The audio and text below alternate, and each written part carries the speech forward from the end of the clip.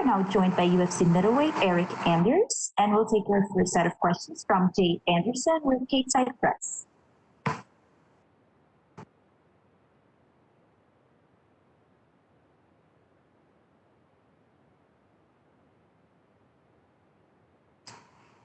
Jay, you have been unmuted.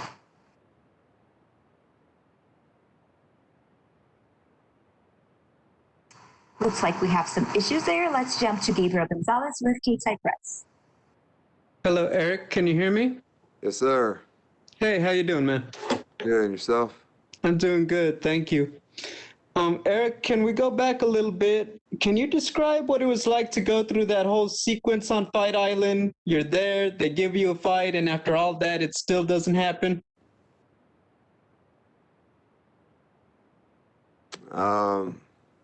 Yeah, you know, I took a fight on short notice when I was out there on the island. Not much to do, not much space to move around and stuff. So, you know, it is what it is. That's on me. You know, I accepted the fight, knowing that it would be a challenge, and you know, I had some health issues, and you know, they pulled me from the fight. So, you know, lesson learned at 85, it would probably be better to, you know, have time for a full camp like I did this one and not take a short notice. But at 205, I can make 205 in, you know, just a few days. So, you know, I'll still take short notice 205 fights.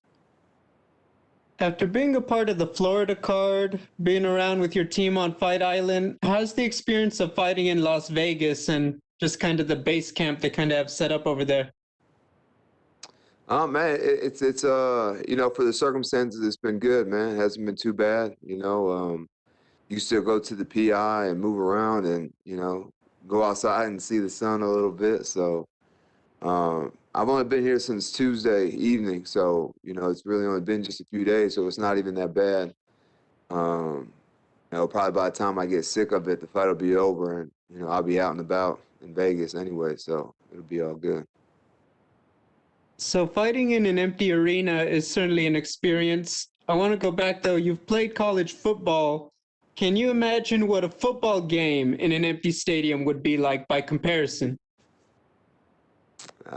Man, you guys would be surprised at how the players talk to each other on the field if you could hear it like you can in, you know, in the cage. But, you know, everybody's got to play and fight under the same circumstances. So, you know, it's almost irrelevant.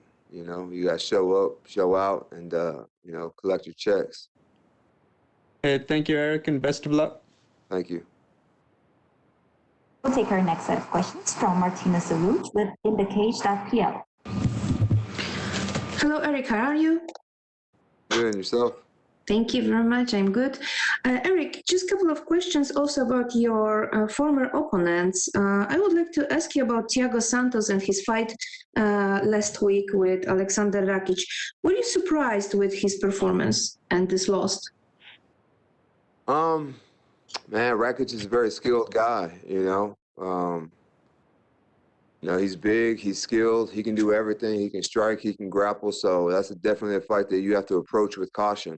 And, you know, maybe he did that, you know, I don't know. You know, I think, you know, when you're coming off and when you tear all the ligaments in your knee and, you know, you're coming back and he's a dynamic striker, athletic dude, you know, surely that injury had to play a role in the way he fights. You know, it's even if like he doesn't think about it, even on a subconscious level, I'm sure it plays a factor. So I think that he can overcome and bounce back, and you know, hopefully win the belt someday. Mm-hmm. After last Saturday, Israel Adesanya has a first loss in his record. Do you think that Jan Blachowicz showed to middleweights how to fight with the champ?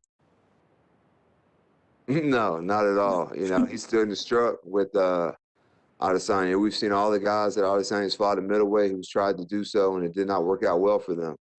You know, the only time he wrestled was in, like, you know, just little spurts here and there in, like, the second round, I think, and in the third and fourth round when he was tired. But, you know, he definitely had a size, strength, and probably a power advantage as well. So, you know, I think he's only like 225 his weight. And, you know, I think there's middleweights that are that, you know, that same size as Jan. So, Man, I also think that Adesanya is the fastest evolving fighter in the sport. We've seen guys try to take him down. He's fought wrestlers like Brunson who couldn't do it. I think Marvin Vettori's probably had the most success against him, and that was in the third round. He wrestled Adesanya, but since then, outside of that Jan fight, we really haven't seen people be able to take him down and hold him down if they do get him down. Of course. Your last fight was against Krzysztof Jotko from Poland also. What kind of a lesson did you learn from this fight with him? Cage control is not enough to win a fight. You got to do something when you're in those clinches. He landed more significant strikes, but I still controlled. I think it was like, I can't remember what the stats were, but I had him up against the cage the whole time. Didn't land very much offense. So I think that was a difference in the fight, and not my preferred method of fighting, but it is what it is, and I think Saturday will be a little bit different. Of course. Last one from me. What part of Darren Stewart's Octagon game is the most dangerous in your opinion? He's a striker, man. I think the most underrated part of his game is his stamina. You really rarely see him take a deep breath, and he keeps throwing hard and heavy. All 3 rounds. So something I'm aware of, and we'll definitely have to take into account into consideration in my plan of attack on Saturday. Thank you very much, sir. Have a great fight. Appreciate it. We'll take our next set of questions from Alistair Bishop with the MMA Republic. Eryk, how are you, sir? I'm doing great. And yourself? Fantastic. Thanks for asking. You mentioned earlier in the week you sense a fight of the night. It seems lately guys are pushing for the performance of the night because a fight of the night usually means damage on both ends. Is that something you encourage? I mean, no, I don't think any fighter likes to take damage, but, we've seen in the past that I'm durable. He's durable. Neither one of us have ever been knocked out. So, I've got, if it happens, it happens. But obviously I like to go out there and get a flawless victory. But, fighting a guy like Darren Stewart, seeing his opponents after they fight him, very difficult task. But, I think this is a fight that the fans will really like. This is what they like. 2 big guys standing in the middle swinging. So, it'll be a fun one for me, fun one for the fans. And, I think that Darren relishes these moments as well. And with that in mind, would you say stylistically, these are the kind of fights that you're looking for at this point of your career? These are the kind of fights that are giving that extra push in your camp? Yeah, 100%. All the guys that I've lost to have been point fighters. With the exception of, my 2 light heavyweight fights, my 2 light heavy, Thiago and Khalil Roundtree.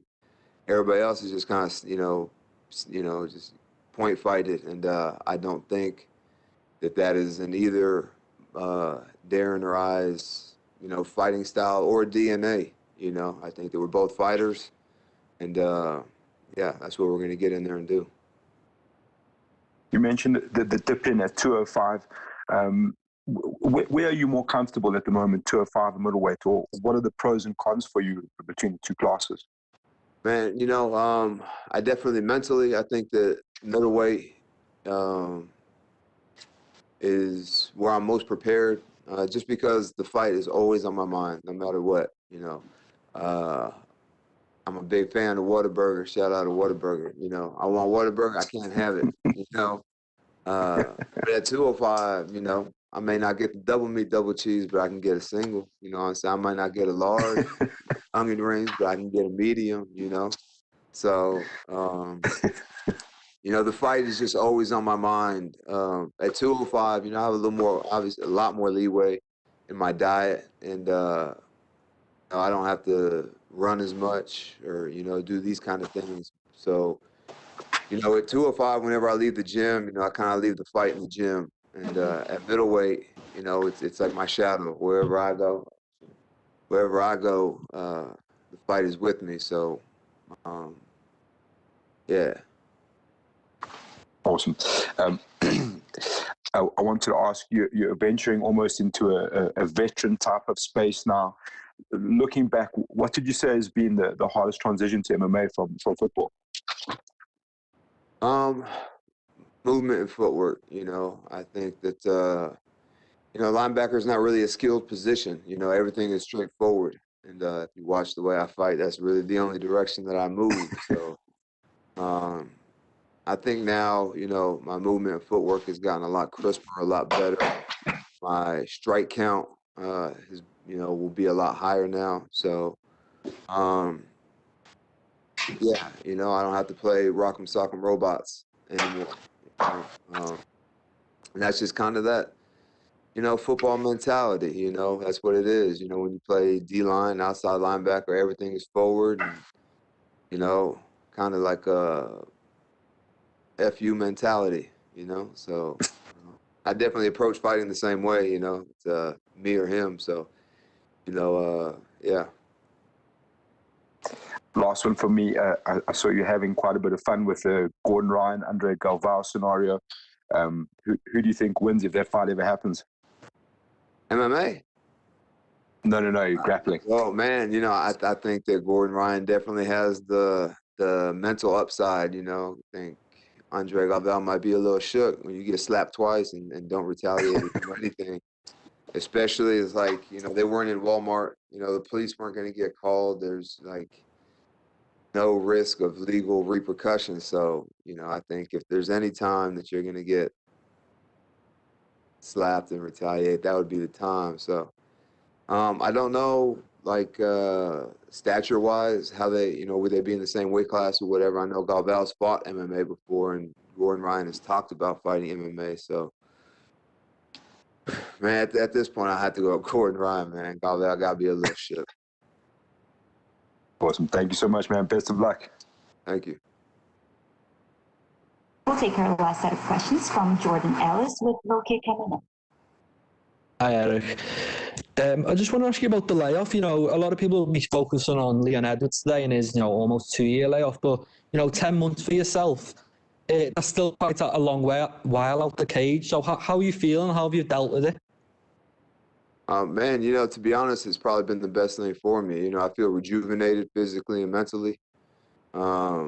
This is probably the first and only fight ever, amateur or pro, that I've gone into with no injuries or nagging, aches or pains or whatever, and going in 100%. And that just really doesn't happen in this sport. So, out of those 10 months, I probably had to sit down and couldn't train for 6 of them. So, at the time, it was kind of like, just bored, just watching.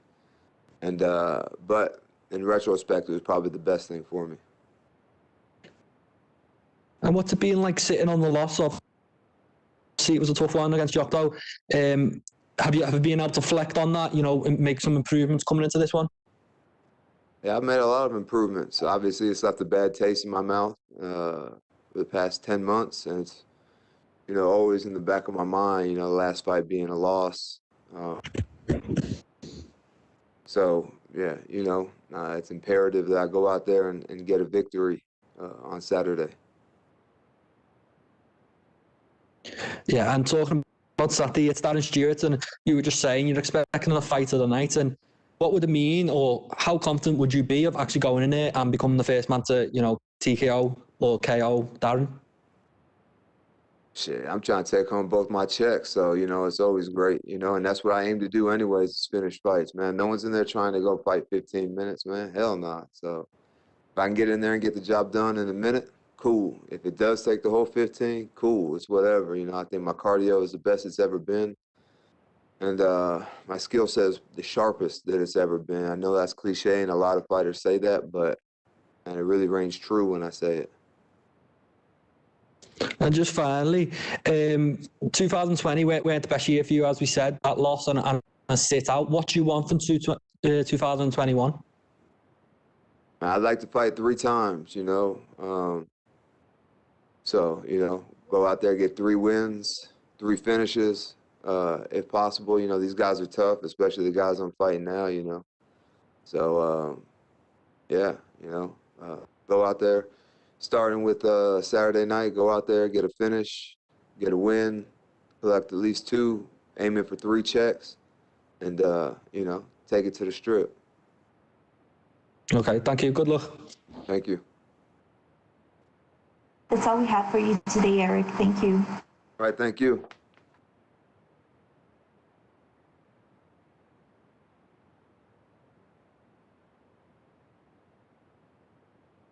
Up next, we'll be joined by number 9 ranked UFC featherweight Dan Ige.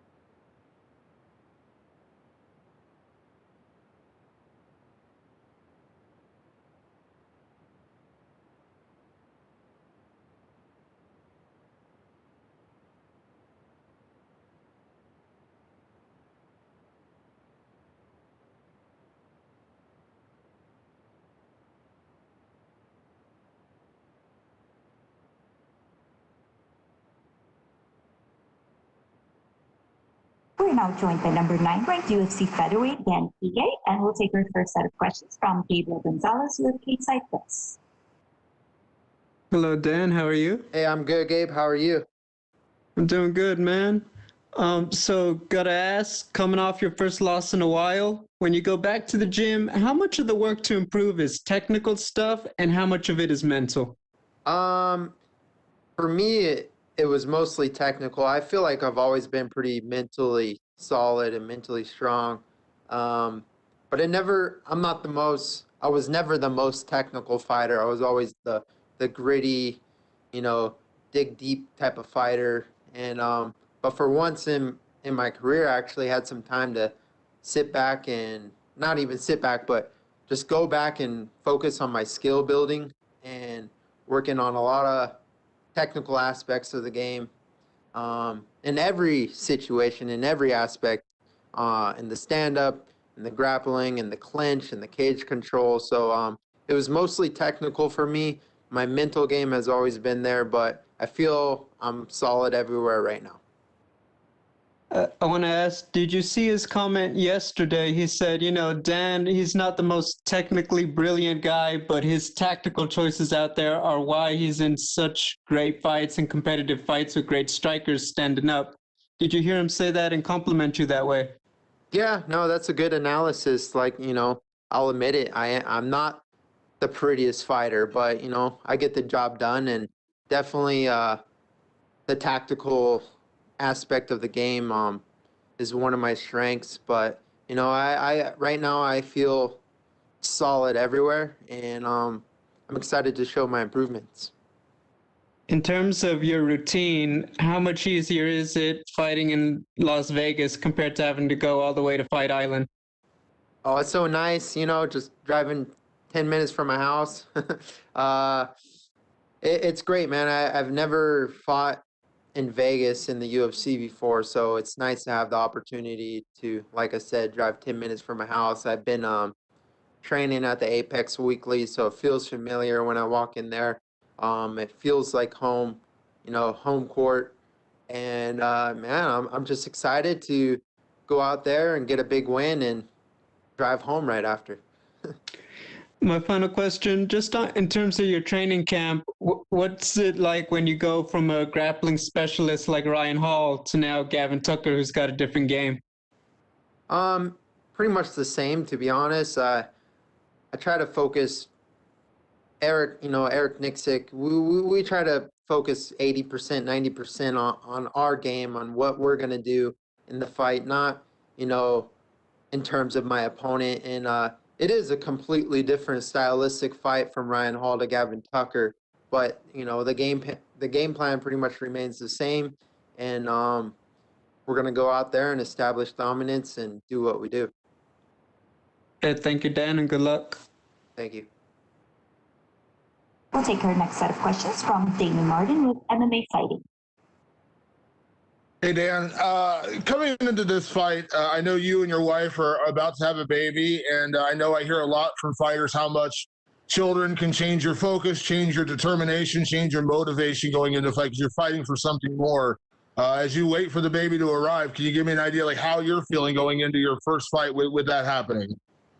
I feel great. I mean, I always feel motivated, you know, going into a fight. And of course, having our child on the way, my first kid, definitely gives me that little extra motivation. I know when situations get tough and, you know, a lot of fighters will look for a way out, but in those tough situations, I can think of those moments and think about my son and think about things like that. But I'm not going to say it's going to make me this crazy extra motivated fighter because I already am a motivated fighter. So I'm excited. I'm super happy. I'm in a good place mentally, physically.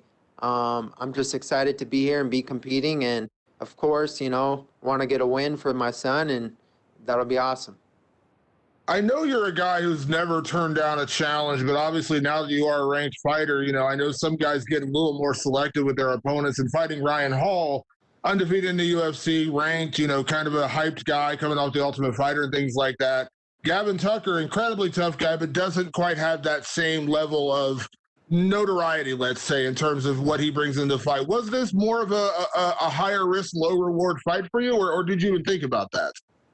No, I mean, Gavin Tucker, in my opinion, Gavin Tucker's a tougher fight than Ryan Hall. Gavin's one of the best unranked fighters in the world, and I'm excited to test my skills against someone like him. You know, he deserves the opportunity, and I'm not going to sit back and say this kid doesn't deserve it because he does deserve it. He's earned it. He's on a 3-fight winning streak, and I'm excited to put my skills to the test against him. Just because he doesn't have a number next to his name doesn't make him, you know, not a good fighter, because he's a great fighter. And but I'm excited to go out there and take it away from him. I know leading into this fight, you always work with a great group of guys and people out at Extreme Couture and all the gyms you work at, but I also know, of course, you got a little bit of time, I think, on the gym this time with Khabib Nurmagomedov, who's a friend of yours, obviously legendary guy. Did you actually get to train with him a little bit while he was in town with Islam? Yeah, I did, actually. And it was nice. I haven't seen him for over a year. I saw him last February, right before the craziness happened, obviously. But it was good, and he's a whole different beast when he's not cutting weight and not actually training for a fight. I mean, he trains every day, but he's solid, probably 195 right now, and he just feels so strong. And so he didn't he didn't go too crazy with me, but because I was a week out from my fight. But I got to do some rolls with him, and it was nice. And just to be around him and talk to him, he's the same guy. He's never changed. And yeah, I'm just lucky and fortunate enough to know someone like Khabib. Can I imagine, and I know we talked about that relationship with the fighters you work with beyond your own fight career, you know, working with a guy like Khabib who, beyond being a great fighter, is also a great teammate, a great coach. Can I imagine just having him around, even in that regard, is a big deal, just because he has such a great mind to have before a fight? Yeah, for sure. You know, he's just the aura, you know, just being around someone like Khabib. It's like the Michael Jordan aura, you know, just complete domination. You know, he's dominated everyone in his fighting career. And just to talk with him and, you know, relate with him, and, you know, he sat with me, gave me some good advice. He's like, hey, you know, you're like me. You can't go in there and think. You just got to go and go, go, go. Don't give this guy his space. Don't give this guy his timing. And, you know, I agree with him 100%. But to hear it from someone like him, you know, mouth to mouth, straight to me, it's awesome. It's good advice. I'll definitely, you know, take his advice, and excited to go out there and execute a game plan. So toughest question, last question, toughest question, because you got two minds on this one, Dan. Is Khabib going to fight again? I don't know. I I mean, he doesn't have to. That's my opinion. He doesn't have to. The guy has enough money. He doesn't ever need to fight again. If he ever does want to fight again, it'll just be because he wants to fight, because he loves the game so much. You know, I know he trains.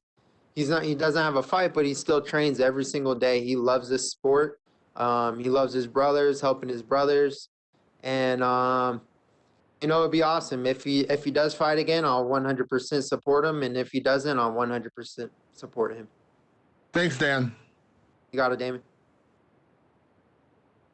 Next question is from Sumik Data with Sportskeeda. Hey Dan, welcome back, and it's good to talk to you once again. Hey, you too. Thank you. So 8 months since we last saw you step into the Octagon. How do you think this break from Octagon competition helped you in terms of growing as a fighter and as a human being? It's helped me a ton, to be honest. My whole entire UFC career was just a fast track, you know, fast track to the top, and you know, I don't regret a single thing about it, but there is a wear and tear on you physically, mentally, and when you're constantly on the grind, constantly on the rise. You got a lot of pressure, especially when you start building up win streaks. You know, just people want to see you lose. For me, it was nice to really just sit back, and I told myself, I told my coaches, and everyone agreed with me that after this fight, regardless win or lose, I wanted to take a little time and just get better, because I never really had the chance. I was improving from fight to fight. You know, you saw my improvements, but it wasn't because I was sitting there focusing on my skills. It was just being in the gym every day, constantly grinding. But I did make those improvements from fight to fight, from the fight experience itself, but never really got to sit and work with my coaches technically. So it was nice having a break, and it was just rejuvenating physically, mentally, emotionally. And but the main thing is I'm excited to be here competing March 13th. I'm just happy, and I'm in a good place. So initially we're supposed to fight Ryan Hall, but then he got injured, and then he goes on to call out Jeremy Stephens after that. Now, after this weekend, if the UFC came back to you and offered you to rebook that fight against Ryan, would you be interested in that offer, or do you feel he blew his shot by calling out Jeremy? No, I don't think he blew his shot. You know, I think he's still a respectable fighter and martial artist. But you know, I said it yesterday. You know, if you're injured, just keep your mouth shut. When you're healthy, you know, I wish him the best. When you're healthy, you come back and you fight whoever's on the table. You know, you don't go out there and try to ask for certain guys, especially when you just got injured. And don't ask for the guy that's ranked above me or below. Like, you don't pick your shots, man. You haven't fought in I don't even know how long. And but for sure, I'm always open to the challenge, and I would love to fight a guy like that one day, just to be the guy to go out there and shut him down and take away the hype. Now, the talking point of the featherweight division has been Max Holloway's win over Calvin Kattar. I quickly just wanted to get your thoughts on Max's big win earlier this year. Yeah, he looked incredible. You know, I grew up around Max, and just watching his rise, and it's been incredible. You know, he's the best right now in the world, and you know, he against Calvin, you know, a well-respected fighter, a guy who defeated myself, and to go out there and completely dominate is just, if that doesn't elevate you, if I'm myself, Danny again, I'm watching that fight and I saw what he did to the guy that just beat me, like, if that doesn't elevate my game, like, you know, I shouldn't be in this sport. You know, many will say, oh, Max did that to Kattar, you have no chance in this. But no, that elevated me to a new level. And, you know, I'm so happy for Max. You know, I want to see him get the belt back. And, you know, he's a great guy to have in the division, because he really pushes everyone it forces everyone to increase their level and get that 5-star fighter, which I'm not in the game. Got to put me in the game. And lastly, before I let you go, so Gavin Tucker is obviously a very game opponent, but ranked outside the top 15 at the moment. And you being ranked number 9, do you feel you're risking your position here by fighting someone who's unranked? every fight's a risk. Every fight's a risk. Every fight has a reward. For me, I don't really put too much emphasis on that because in my mind, I'm set on winning. I don't think about losing or losing my position. Yes, it's a possibility. You know, in the sport, we win, we lose sometimes. But Gavin's a solid opponent, but take nothing away from him. I'm just 100% focused on winning. Well, thank you for your time, Dan, and good luck for your fight this weekend. That's all the time we have for you today, Dan. Thank you. Thanks.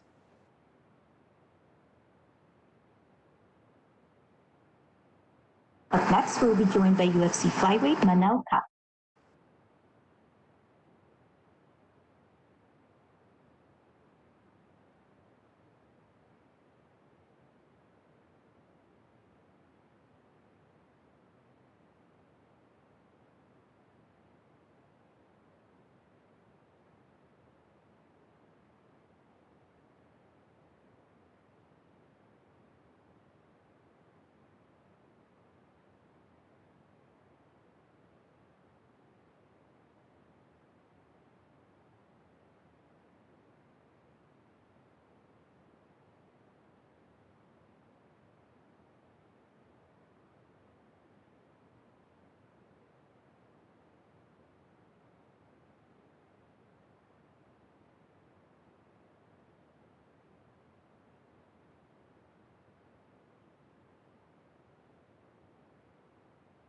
We're now joined by UFC flyweight Manel Kape, and we'll take our first set of questions from Gabriel Gonzalez with Inside Press.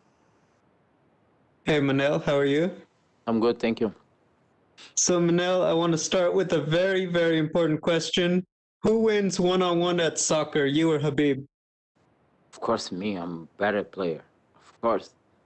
I guess, why do you think he didn't want to let you, tell your knowledge? Because I know that video is going around a lot. It's not the knowledge. Look, football have two things. You know the results, the date, of course. The date, Of course, I know who win the Champions League, but I don't know the dates. I don't know the dates, but I know that Ronaldinho won the best player 2 times, Cristiano Ronaldo and everything.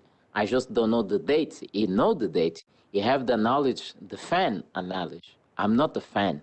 I'm a player, You know what? I completely agree with you. When you get a fight like this, short notice, how much do you worry about the actual strategy, and how much is it just getting ready physically in case it's a long fight? I'm not what I say. I'm not worried about this part because I've been training. Till my last fight. I was training very well. Just stopped 1 week, and I was on shape. Any injury, and this time I have a full camp with more sparring guys, and the strategy was same. We training hard, make some adjustments, and go through. We accept because I'm still good. What did you learn the most from the fight with Pantoja? No, it's not about the learn. I was very good in this fight. Against Pantoja. I was feel amazing. It's not the fight that he throws something I didn't see. I see everything what he throw. I was defense everything, and I was no matter.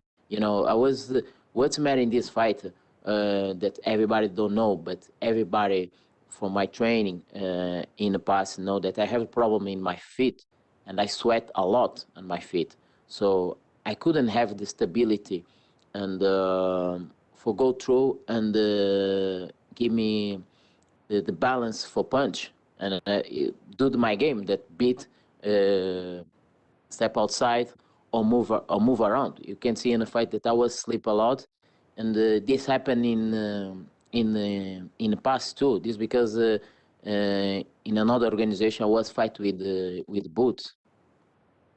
Going in for this fight, knowing this, are you gonna have your feet wrapped with some tape? Yes, I will have my feet wrapped. We will make some adjustments, see how will be this fight. But I believe that this can help a lot. My final question, just what are your thoughts on Matheus as an opponent and what he brings to the table? You know, when I saw the Matheus fight, I can see me on the mirror. You know, he's have a similar fight than me.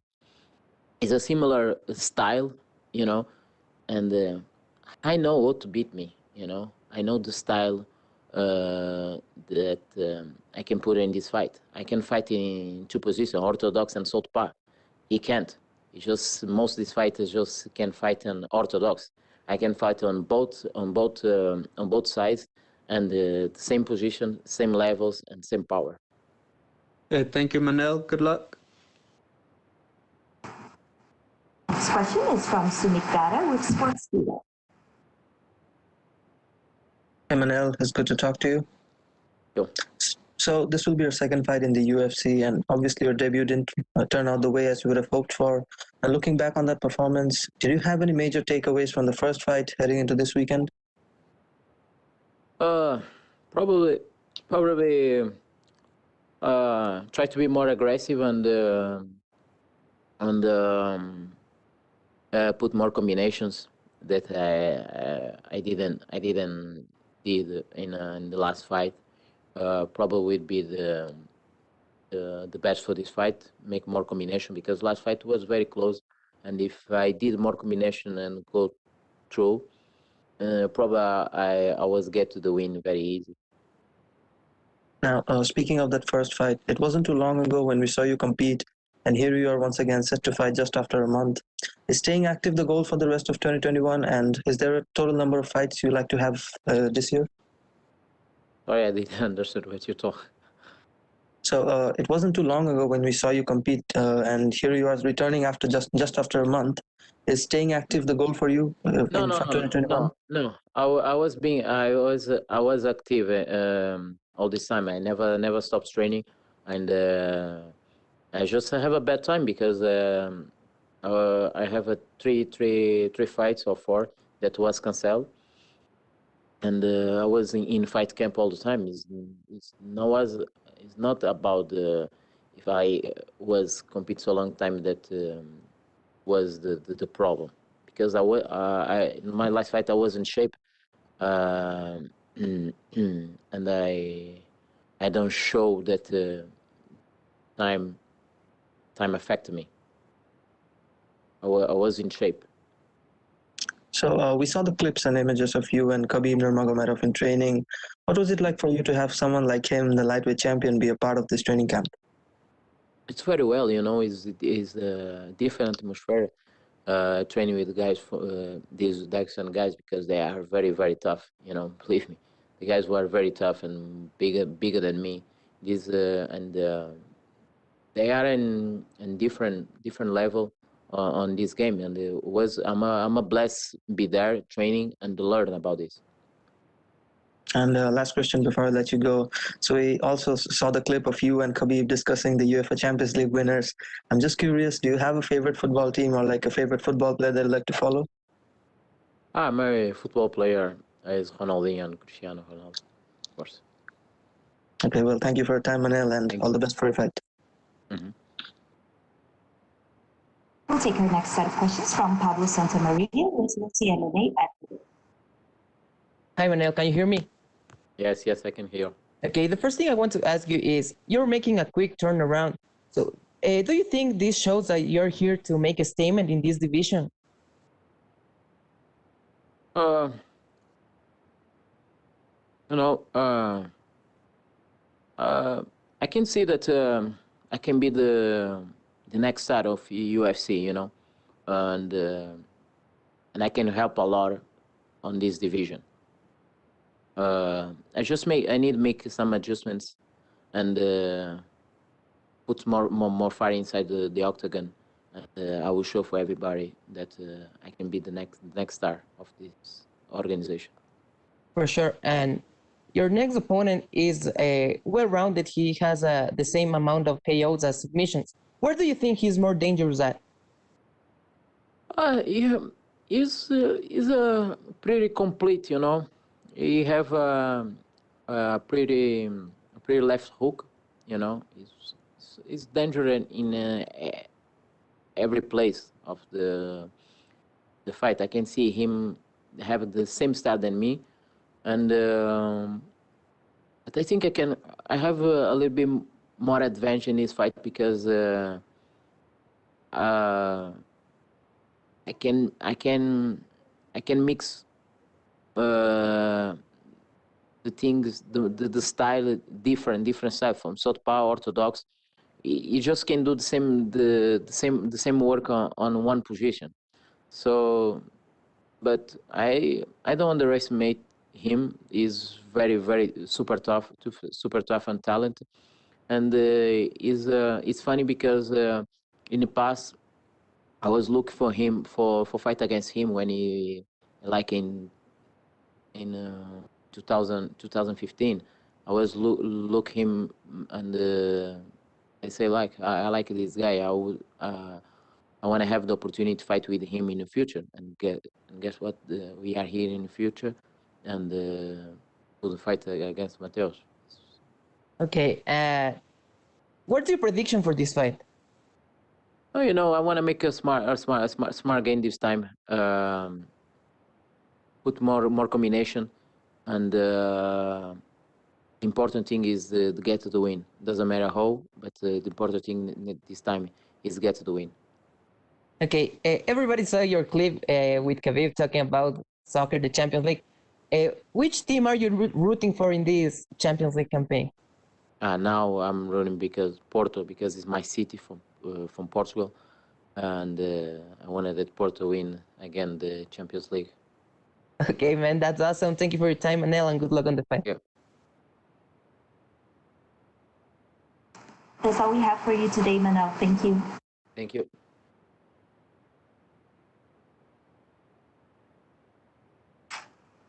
Up next, we'll be joined by UFC bantamweight Jonathan Martinez.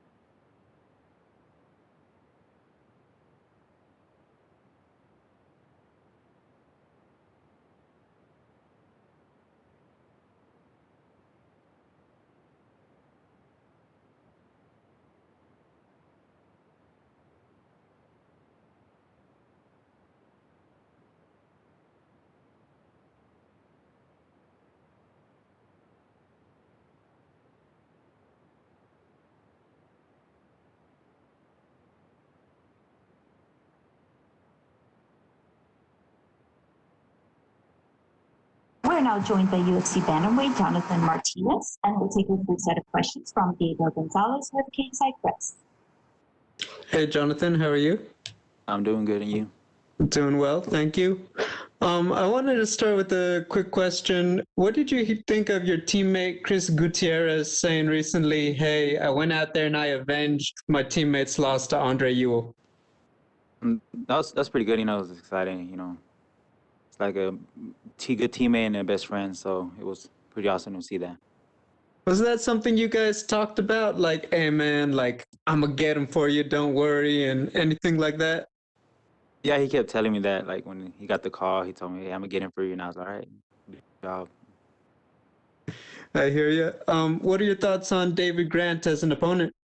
Oh, he's an exciting fighter. He's a tough fighter, and, I'm just ready to go out there and show my skills and stuff. My final question, just what are your goals for 2021? Just climb the rankings, top 15 or top 10, hopefully, and, just keep climbing. Hey, thank you, Jonathan. Good luck. Thank you. We'll take our next set of questions from Jordan Ellis with Low Kick MMA.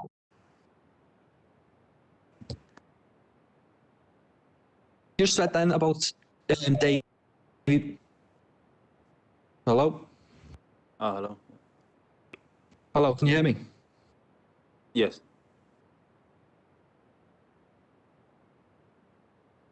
Hi.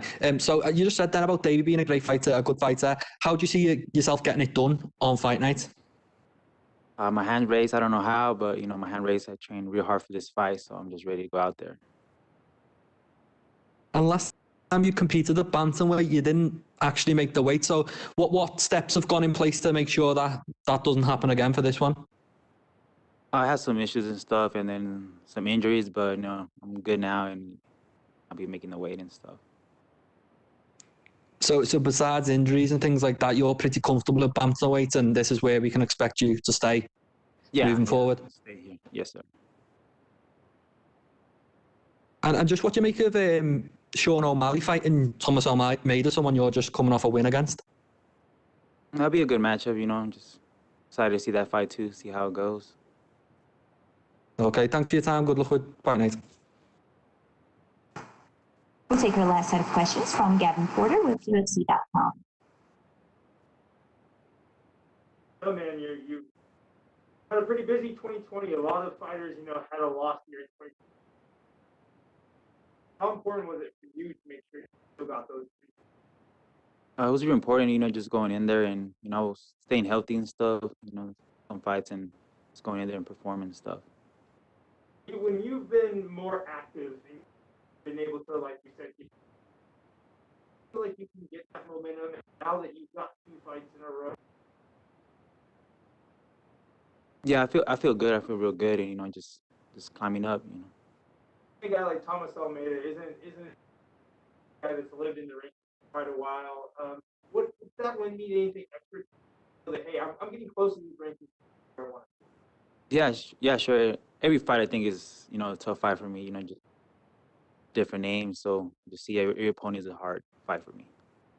Decided to put on in terms of a show and your skill set and show people about your game you haven't seen before. Yeah, maybe you'll see something different this Saturday. Never know. And my last question is a big win for you at this point. What do you think that does for you in terms of where you want to be in your goal? Honestly, hopefully just climb this ladder. Like 2020. Hopefully it's gonna be my year and stuff, and then go from there. That's all we have for you today, Jonathan. Thank you.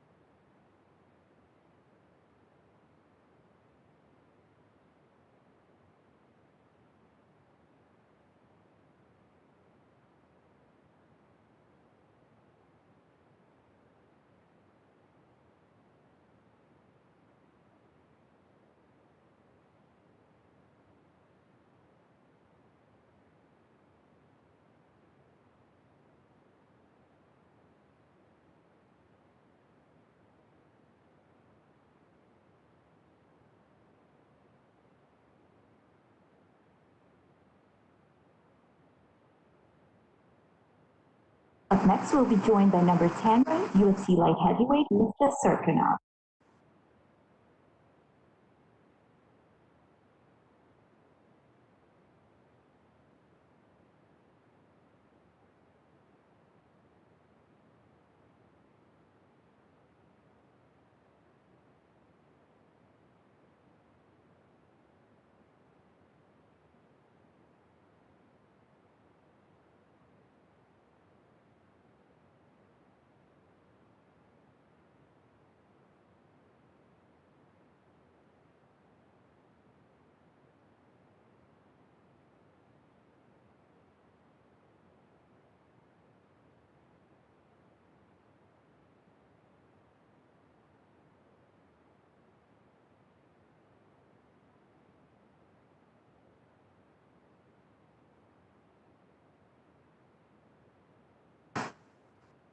We're now joined by number 10 ranked UFC light heavyweight Misha Cirkunov, and we'll take a few set of questions from Davey Grant with Stateside Press. Hello, Misha. How are you? Good. How are you? I'm doing well, thank you. So, Misha, I know that the fight did have to get pushed back because of an injury. Just how are you feeling right now heading into the fight? I feel great. Ready to go. Healed up. No issues. Excited for Saturday night. How did it help having those extra weeks to prepare for Jimmy Crute? Sorry, say it again? How did it help having the extra time? Because obviously you got a few more weeks to study and work with your coaches because the fight was moved back. Yeah, it's in terms of like the skill set and all that, it's the same scenario. If anything, I just needed extra time just to feel 100%. Correct me if I'm wrong. This is your first time fighting since the no fans and everything, correct? Yes, first time fighting on a quarantine, yeah. I guess, what has the experience been like with everything, obviously being quarantined in the hotel compared to normal fight week and everything? It's actually not bad. I thought it's gonna be worse, but we have really good accommodations. UFC provided us with like nice rooms. There's a kitchen, there's like fridge, so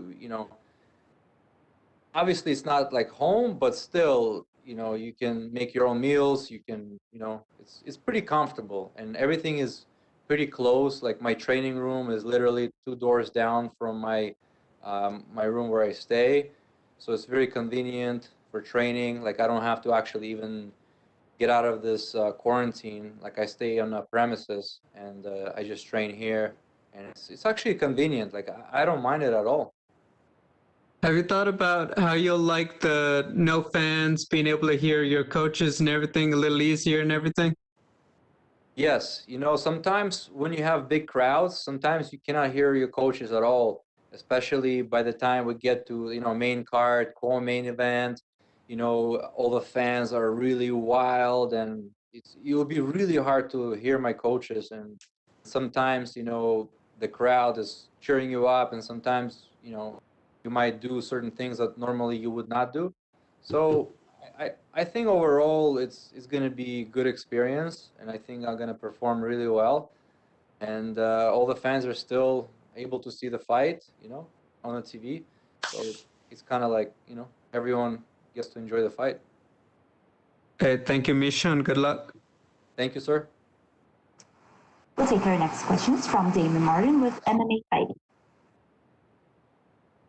Hey, Misha, I know it's been over a year since you fought. I know part of it was the injury last year, but also because of the quarantine, the pandemic, travel restrictions, things like that. Can you kind of give me a sense of like what this last year and a half has been like for you? Because I'm sure it's been out of your control. You didn't want to be sidelined this long. Yeah, sometimes, how they say you can't stress about things you can't control. So it was kind of, that's what it was. But I was still watching fights. I was still training, doing whatever I could, and trying to learn new things. I would study more striking. I would study more different like techniques for MMA, how to do like fit-ins off the striking, and it was good. Like I was still, my mind was still occupied, and I was healing, and I knew the day will come, and here I am. The day is almost there. You know, we're really close to the fight, and I'm very excited to be in a main on a main card as a co-main event. It's a great opportunity against a great competitor, and you guys will see a very complete 2-2-5ers that not just looking to stand and bang, but you will see the full-on MMA fight. You know, at 205, there'll be everything. There'll be wrestling. There'll be striking, and I think it's going to be one of the more exciting fights at 205 that we've seen in a while. Absolutely. It wasn't that long ago, Misha, you were seen as like a top prospect in this division, and now you're a top 10 ranked fighter. But there's been a lot of turnover at light heavyweight, you know, in recent years. John Jones is no longer the champion. Jan Blachowicz is now at the top. We got a lot of middleweights coming in, kind of making waves here and there. I want to kind of get your lay of the land, what you think of light heavyweight, where we're at right now as you get ready to fight this co-main event on Saturday. You know, 205 is one of those weight classes where kind of anything can happen. A lot of guys, they're athletic, they're fast, they're strong. You know, it's a very exciting division, and we've seen some of the toughest guys in the sport, like Daniel Cormier and John Jones. They competed at this weight class. Now we have a lot of newcomers. We have the new champion, Jan Blachowicz, and we still have like old veterans like Glover Teixeira. There's a lot of tough fighters, but you know, sitting on a sideline and kind of like absorbing it all. I watched every single 205er fight, and yeah, I feel good about myself. I'm number 10 now, but who knows? Next couple of days that can change real quick. You know the feeling when you come in, Misha, and you win a few fights in a row. Everyone thinks you're the next big thing. You're the greatest light heavyweight in the world. You lose one, and suddenly, oh, well, you know, it was all overrated. He's above. You know how this sport goes.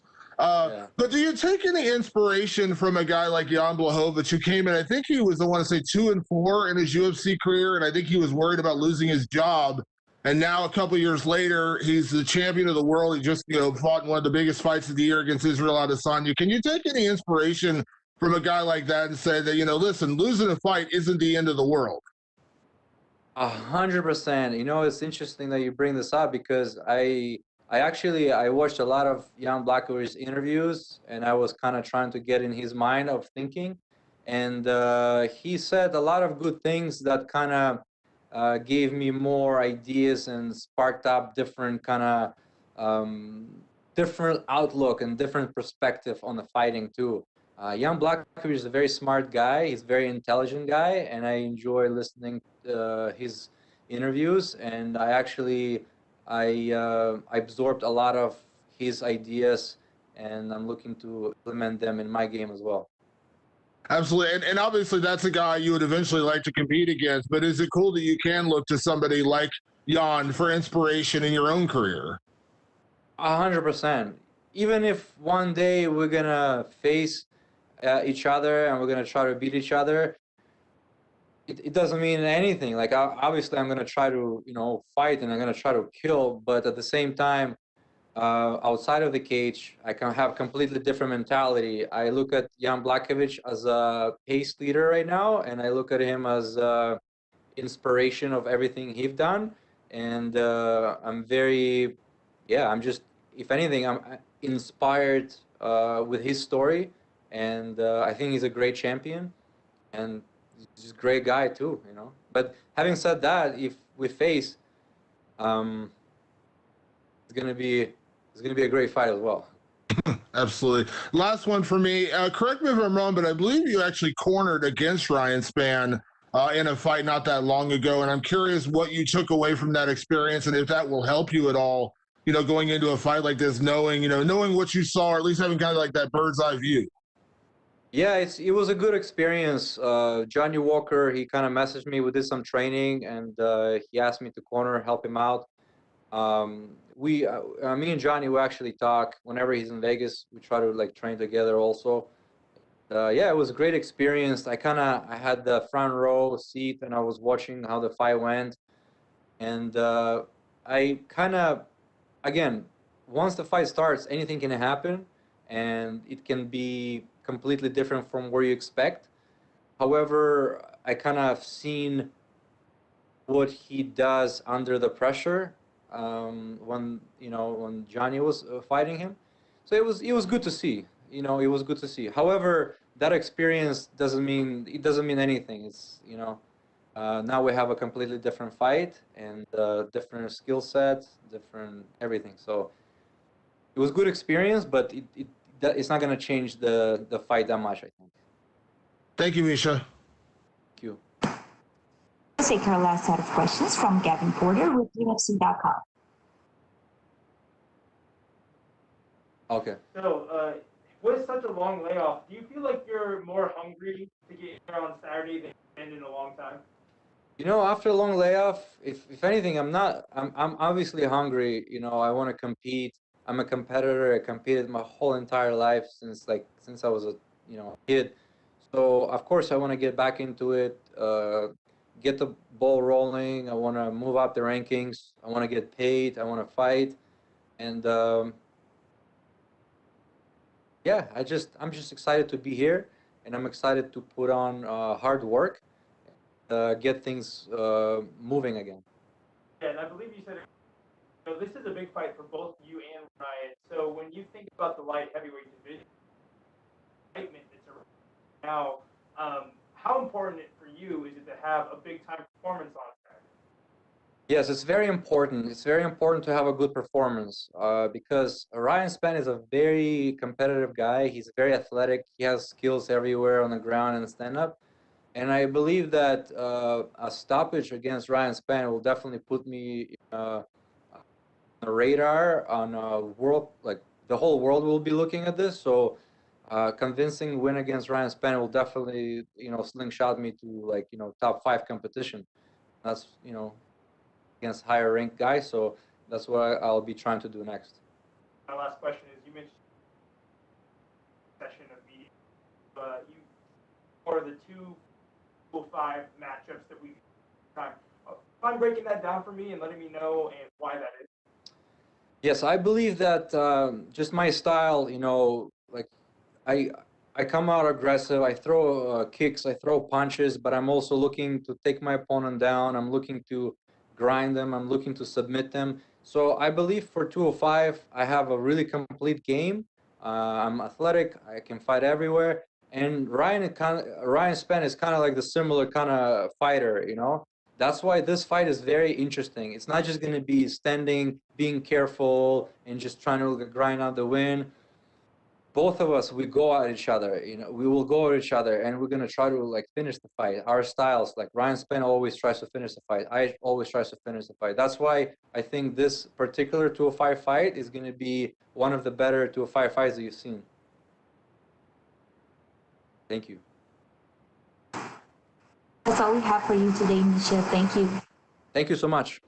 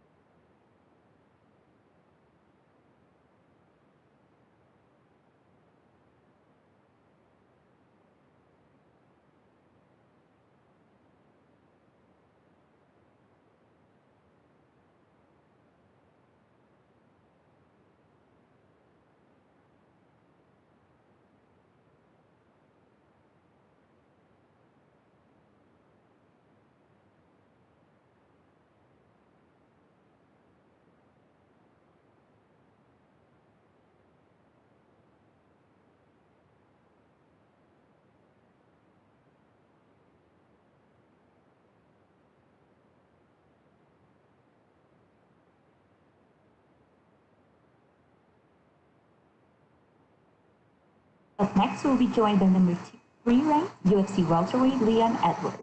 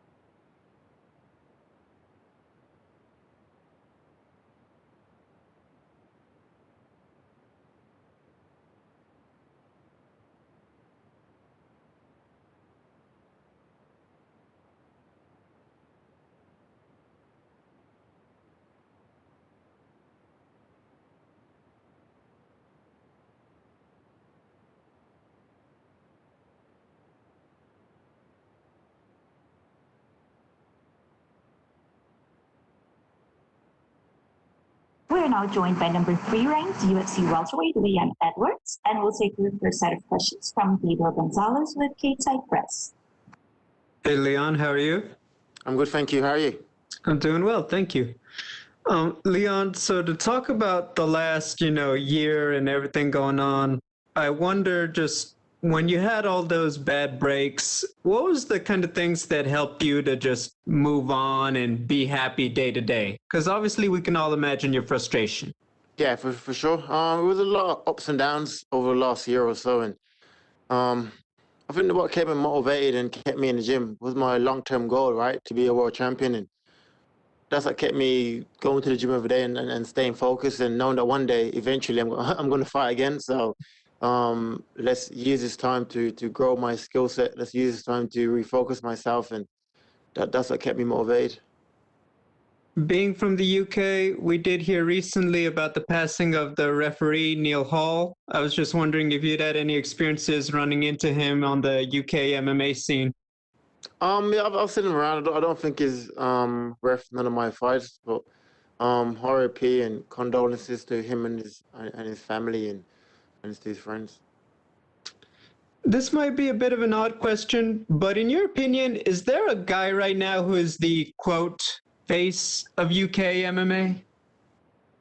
I think me. I'm the guy. I'm the guy that's doing it. I'm the guy that's active. That's on an 8-fight win streak. Just going into my ninth fight. So I believe that's me. And after Saturday night, I'll prove that once again. Obviously, around the world, the way fans react to different people is always different. I wonder, at home, do you get, are you getting more attention? Like, is this a big card with both you, Darren Stewart, and everything back home in the UK? Yeah, for sure, especially in my hometown, Birmingham. A lot of people support me. A lot of people look up to me, and this is one of my main reasons as well to compete and to do well Saturday night. My final question, your hand gets raised with the victory on Saturday. What will you be most proud of in what it took to get there? Just my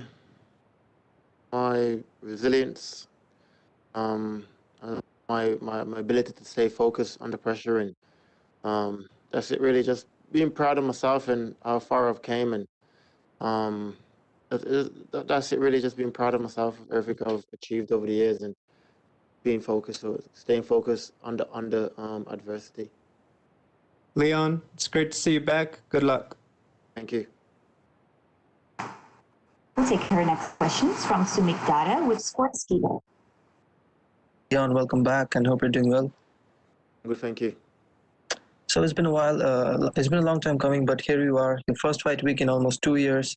Could you describe what the feeling is to finally get into that fight week zone as you prepare for your return to the Octagon?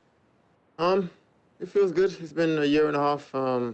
This is my last fight, and it feels good. This is what I've envisioned since the last time I fought, 2019. When I arrived in fight week, it felt like home. It felt normal because this is what I envisioned all through camp, all over the last year and a half. And I'm looking forward to going out there and showing my new skill set, showing my new mental state, and performing to the best of my abilities. So, speaking of that last fight against RDA, a lot has changed in the sport, but with everything that's going around the world, that night there were 10,000 people in San Antonio for a main event fight, but here you are set to compete behind closed doors for the first time. Do you feel the absence of a crowd might be a factor for your return this weekend? I think it might be better for me. I've been preparing in an empty gym for a long time. You know what I mean? We don't play music in our gym, so it's just a quiet zone, and all people are there is me, my training partner, and my coaches, and I've been doing that now for the last year. So I think it would be better to focus, to be able to hear your corner more clearly. As you know, I'm like a student of the game. I adapt easily, so for me to be able to hear my corner, it's going to be vital, and it's going to be good for that. And now that you're finally back, what are your expectations from the rest of the welterweight division? You know, you got the number 4 ranked Jorge Masvidal, who hasn't fought since last July, and then there's Colby Covington, who refused to fight you. Moving forward, what do you expect from these guys, and how do you expect things to play out? After going and beat Belal Muhammad, God willing, I'll look towards the title shot. I think all these other guys, they don't want to compete. It seems like only guys who want to fight is me or probably Usman. Probably everyone else is making excuses, and waiting out and demanding stuff that they don't deserve. You know what I mean? This is a division built on divas. They all think they should get anything they ask for, and that's not how it works. That's why I got respect for Belal for stepping up. His fighters fight, you know, and this is what the UFC was built on. So, it is what it is. I'm focused on myself. I'm focused on Belal. This weekend, this is my title fight. I'm taking him 100% serious, and focus on Belal. After that, I will look at the rest of the division. And last question before I let you go. The last defeat was in 2015 against the current champion. With a win this weekend, do you feel that the title fight should be next in line for you as you hope to avenge that loss against Kamaru Usman? Yeah, for sure, 100%. That's 9 in a row after this weekend. That's the third most in the promotion history on the win streak. So I feel like I've rebuilt myself back up since last competing against Usman, and I deserve it. I've worked hard for it. I had no handouts, so I believe I deserve it, yeah. Well, thank you for your time, Leon, and I look forward to return this weekend. Thank you. We'll take our next set of questions from Damon Martin with MMA Fighting. Hey, Leon, kind of following up on that question, I'm sure you saw yesterday, Dana White said, you know, quote unquote, 100%, you're next in line for a title shot with a big win this weekend. I know nothing is guaranteed in this sport until you have a contract and signed and delivered, but does it make you feel good, at least some part of you, knowing that, you know, Dana is acknowledging that ahead of the fight? Yeah, for sure, 100%. To hear them Dana speak of me in good light like that it means a lot. But I am focused 100% on Belal Muhammad. I'm treating this weekend as my title fight. It's been I've had a long time off. I'm for over a year, and I'm focused on Belal. So after this Saturday, I'll look towards that and talk to the UFC, talk to Dana White, and we'll go from there. You obviously leaning into this, you know, you kind of, I won't say got into a war of words with Hamzat. There was a lot of chatter about him being a prospect and all the things. And, you know, obviously you kind of fired back on that. I know you had some personal issues with Colby Covington and George Masvidal. There's no secret there. But this time you're fighting a guy in Belal Muhammad who's, you know, he's saying he wants to beat you, but you got to expect that. But do you prefer the kind of personal battles versus this one where there's none of that, or does it matter to you? It doesn't really matter to me much. Obviously, Masvidal will be a total different story. You know, that's different. But all our fights, they're all similar. They're all similar stylistically. They're all similar. I approach them all the same. So not really. I am taking him serious. I know he's a tough, durable opponent. He's beat some good guys, and I'm looking forward to going out there and competing. I expect him to come and try to win. Right? He's not coming just to make numbers up. I'm coming in there to put him away, so it's going to be an entertaining fight. I'm curious, you know, again, I don't want to look past this fight in any way, shape, or form, but in terms of the title shot, We don't know, maybe it is going to be just you and Kamaru Usman next, and that would be it. But obviously, I know there's been the chatter about him fighting Masvidal later this year. Assuming everything goes well on Saturday and you win, because you just came out this really long layoff, and a lot of it was not, a lot of it was out of your control. Would you be willing to wait for a title shot, or you just got to wait and see like how long that wait would be? Yeah, exactly. I think I have to see how long the wait will be. I don't think I'll look to wait again for another year and a half, So after this Saturday, I will talk to the UFC and we'll go from there. But I'm not looking to wait for another year or a half, so we'll see. Yeah, if that ends up being a layoff, I mean, obviously there are other interesting matchups for you in the division, correct? I know, like I said, I'm sure you would love to get the Masvidal fight or maybe the Covington fight as well. Yeah, 100%. Them fights are big fights. Masvidal especially, and Covington he's there as well. So these are big fights that's in the division for me, and this is why none of these guys in the division are taking this kind of risk. I'm the only one that's offering to fight guys outside the top 5. Everyone else is sitting on the number and demanding that they want stuff. And I'm the one that's offered to fight Hamza. I'm the one that's offered to fight Belal. And so I'm the only guy that's taking this kind of risk, and it will pay off. Last one. To that point, we have heard a lot of complaints from some of the guys ranked outside the top 5 in different divisions, whether it's welterweight, lightweight, whatever, that a lot of the top guys don't want to fight them. They never get those opportunities, and everyone, as you said, is kind of hanging on to their ranking. Obviously, you've earned it. 8 wins in a row. You deserved your ranking. You've earned your ranking. But do you feel like more guys should be willing? I mean, in the sport where, you're paid to fight, that guys should be willing to fight, not necessarily whoever, but at least, somewhat, not, if you're not going to get the number 3 guy, maybe you get the number 4 guy or whatever, because you do hear that a lot. Guys say, well, I only want to fight a guy ranked above me. Yeah, exactly. Otherwise, you end up fighting nobody, right? If you keep waiting for that. I think the sport was built on fighters fighting. Now, like I said, everyone's divas and all in the social media era that they just want to talk shit on social media, keep their name buzzing in the media, and they don't have to fight, And I'm the old school. I'm fighting I'm offering all these guys to fight. I'm number 3, but I'm fighting number 13 now, And if I believe, I believe I'm number 1 in the world. It doesn't matter who's number 2 or number 3 or who comes next. I truly believe that I'm the best in the world, and I'll prove that fight and fight again. Thank you, Leon. Thank you. We'll take our next set of questions from Santiago Jar with 85. Leon, greetings from Amsterdam. How are you doing? I'm good, thank you. Not a lot of people want to fight you, Leon, let alone fight you on short notice. Were you surprised that Belal took the fight on short notice, and do you think it's a smart move on his part?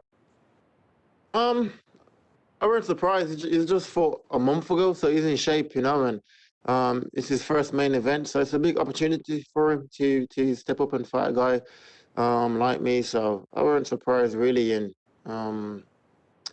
I think the short camp for him, he probably bad. He's just for orthodox and southpaw, and I'm totally a different fighter from the last guy he fought, and I've been preparing for his style for the last since about 6 months. So I'm looking forward to it and can't wait.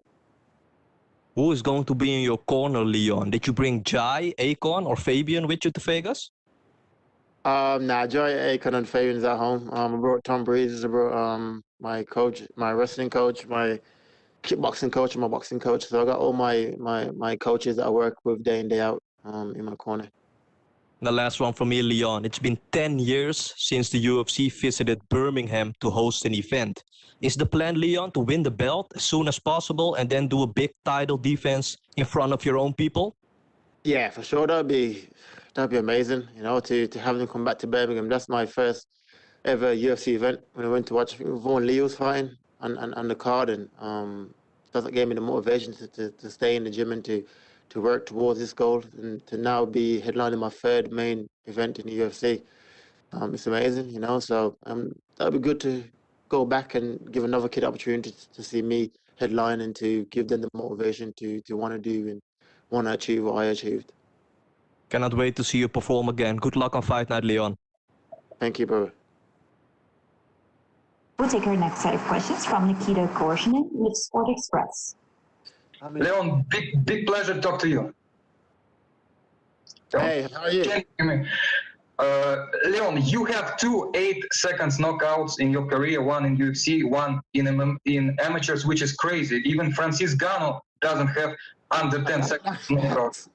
Can you explain this magic besides 8 seconds knockout? You saw openings, so how would you explain this? Because You're the first reporter ever that stated my facts. Like I said, I had 2 8-second knockouts in my career. I don't know what it is. I threw the punch, got knocked out quick. It wasn't really a plan. I didn't work my whole camp to knock him out in 8 seconds, but I think when I'm sharp and switched on, I can put any of these guys away. So that's it, really. As long as I'm sharp, I might try to go for another 8-second knockout again on the weekend. Leon, you prefer straight long punches. What about swinging punches? They don't fit you very good. You don't like them? I like them. They're good punches, but I am long range southpaw, so I can do it all. I can fight inside elbows as well. I can use my hooks, my uppercuts. So it depends on the opponent and the style of the fight, what punches you choose to use. I got a lot of tools in my tool bag that I could use, and it depends on the opponent, what technique I choose to bring to the fight and what I choose to use. Leon, after Gilbert Burns' fight, everybody now talk that your opponent, Kamaru Usman, developed the best jab in MMA. Do you agree? And do you surprise how he developed his jab? He's improved his striking a lot. I don't think it's the best jab in MMA, but he's definitely improved his striking a lot. He got good jabs. He's slow jabs, but they look effective. So fair play to him. Leon, you one of the best fighters in UFC on ability to land elbow while breaking clinch. How do you feel that moment when on breaking clinch to land elbow, and why your elbow generated so much power? It's like an inside fighting that I've trained with my coaches. A lot of guys at MMA, they don't really use much inside fighting. If they do, they're throwing like knees and stuff like that. But I have mastered the art of using my elbows in the clinch, and I can use it many different ways. My elbows, my knees, and just working inside the clinch. But once again, that grappling exchanges, making them work and making them pay for entering in that zone, and that's what I've mastered over the years. Do you have your favorite elbow knockout in MMA, the one that inspires you, always in your mind, you know? No, not really. Not in MMA. I don't think I ain't not knowing out with it yet. I've dropped people with it and cut people with it, but I'm trying to get like a clean KO with it, you know.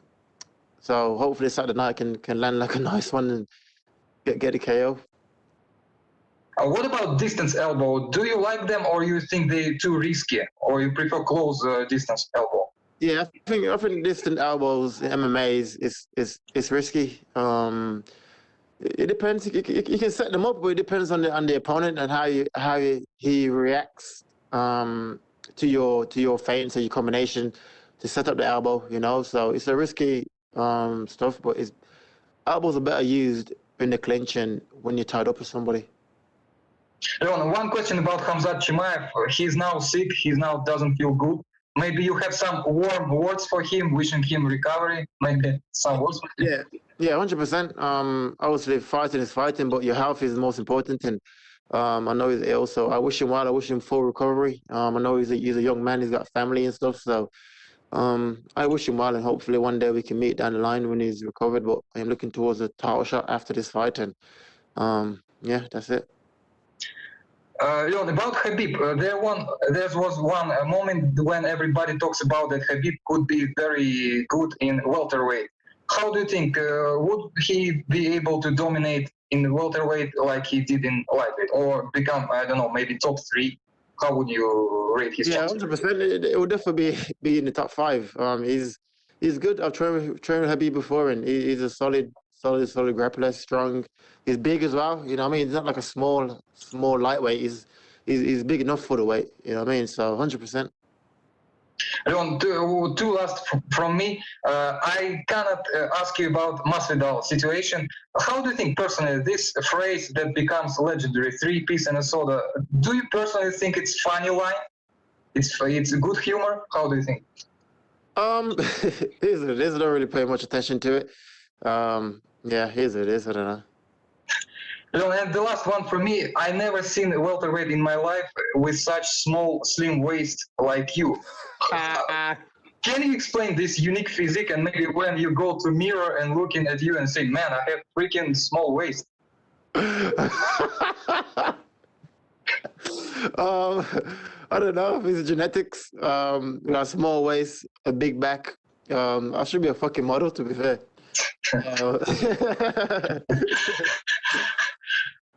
Well, thank you very much. Best luck. We respect you so much. Thank you.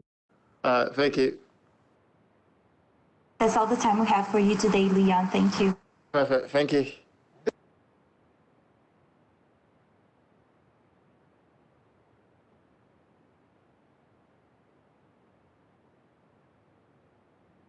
Up next, we'll be joined by UFC middleweight Darren Stewart.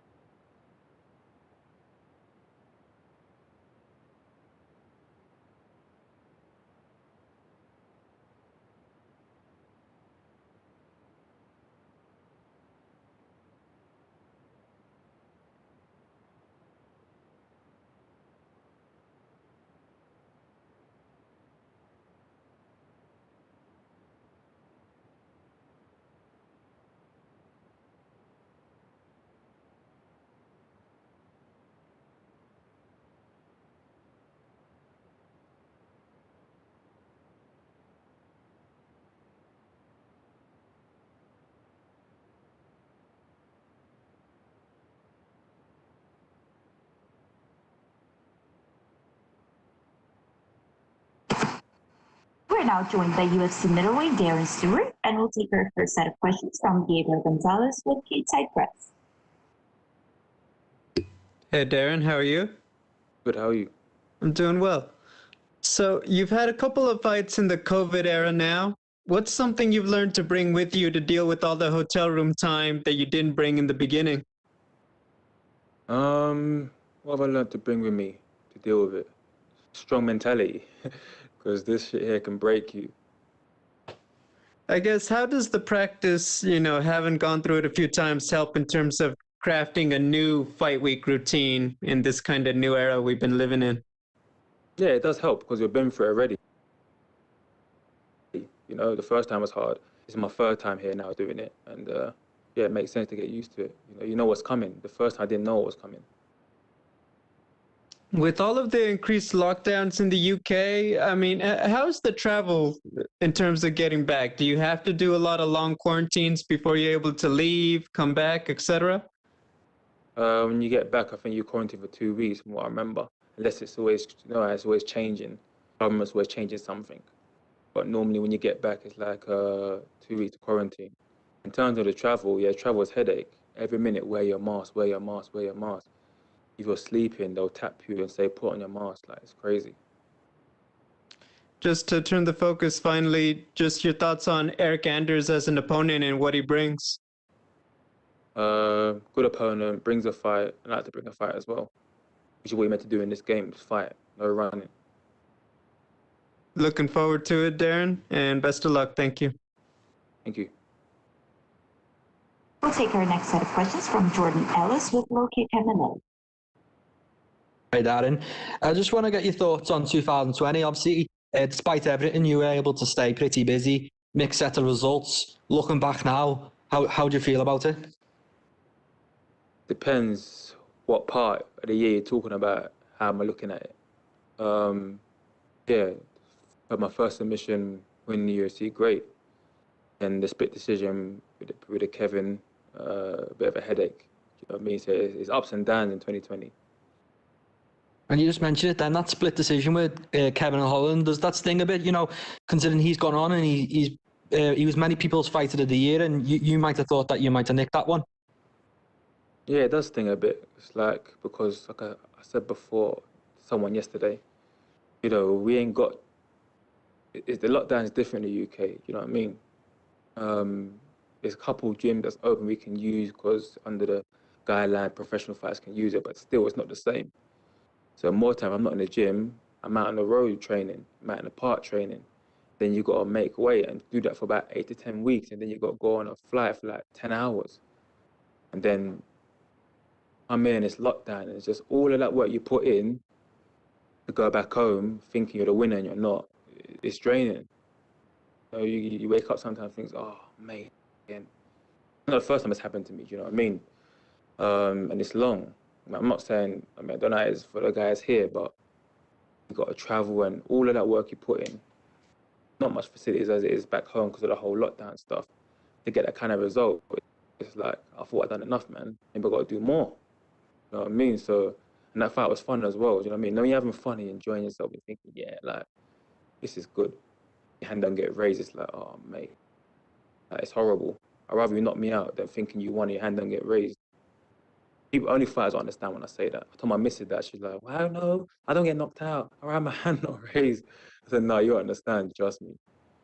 Horrible feeling. And Eryk Anders, he was on earlier and he said he's expecting a 3-round war, a fight of the night. What are you expecting from this fight? How do you avoid that type of decision happening to yourself again? Just do more work.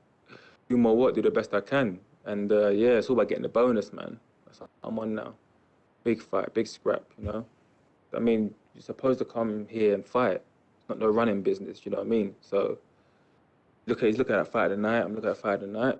Get the money for the family, do you know what I mean? That's what I'm on. Okay, good luck with it, mate. Look forward to watching. Cool, man. We'll take our next set of questions from Gavin Porter with UFC.com. So one of the things that Eryk said when he was on the call earlier was that his previous losses at middleweight were guys point fight.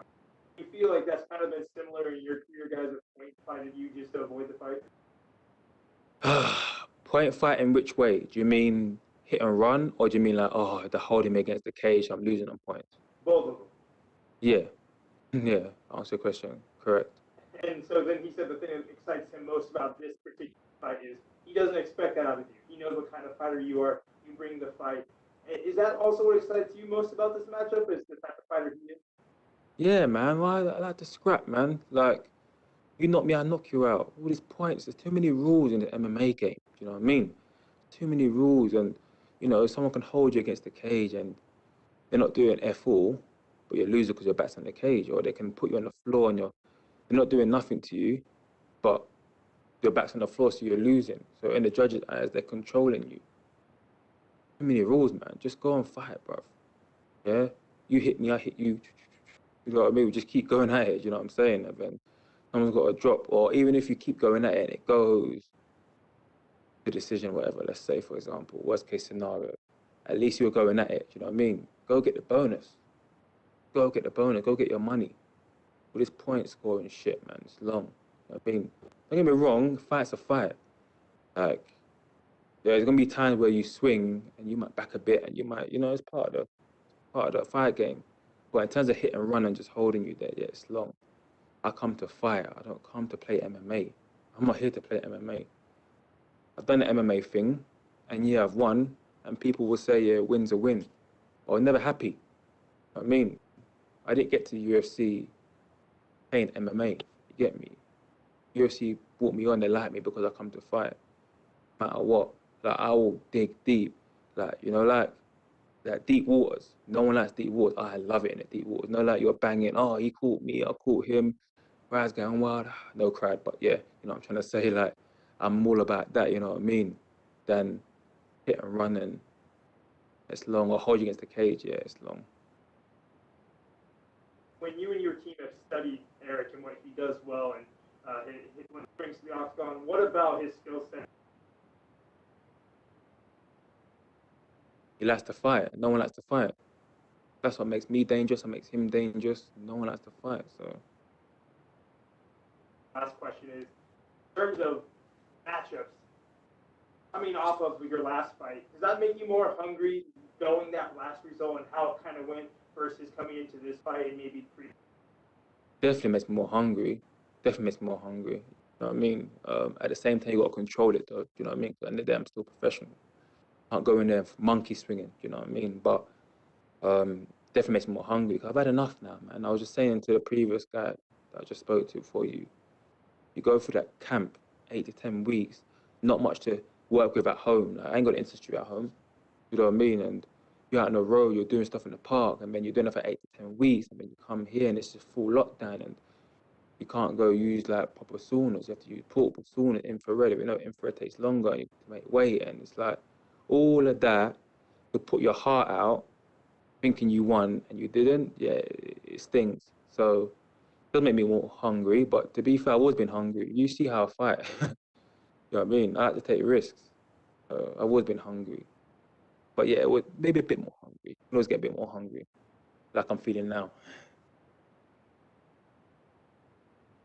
Thank you. That's all we have for you today, Darren. Thank you.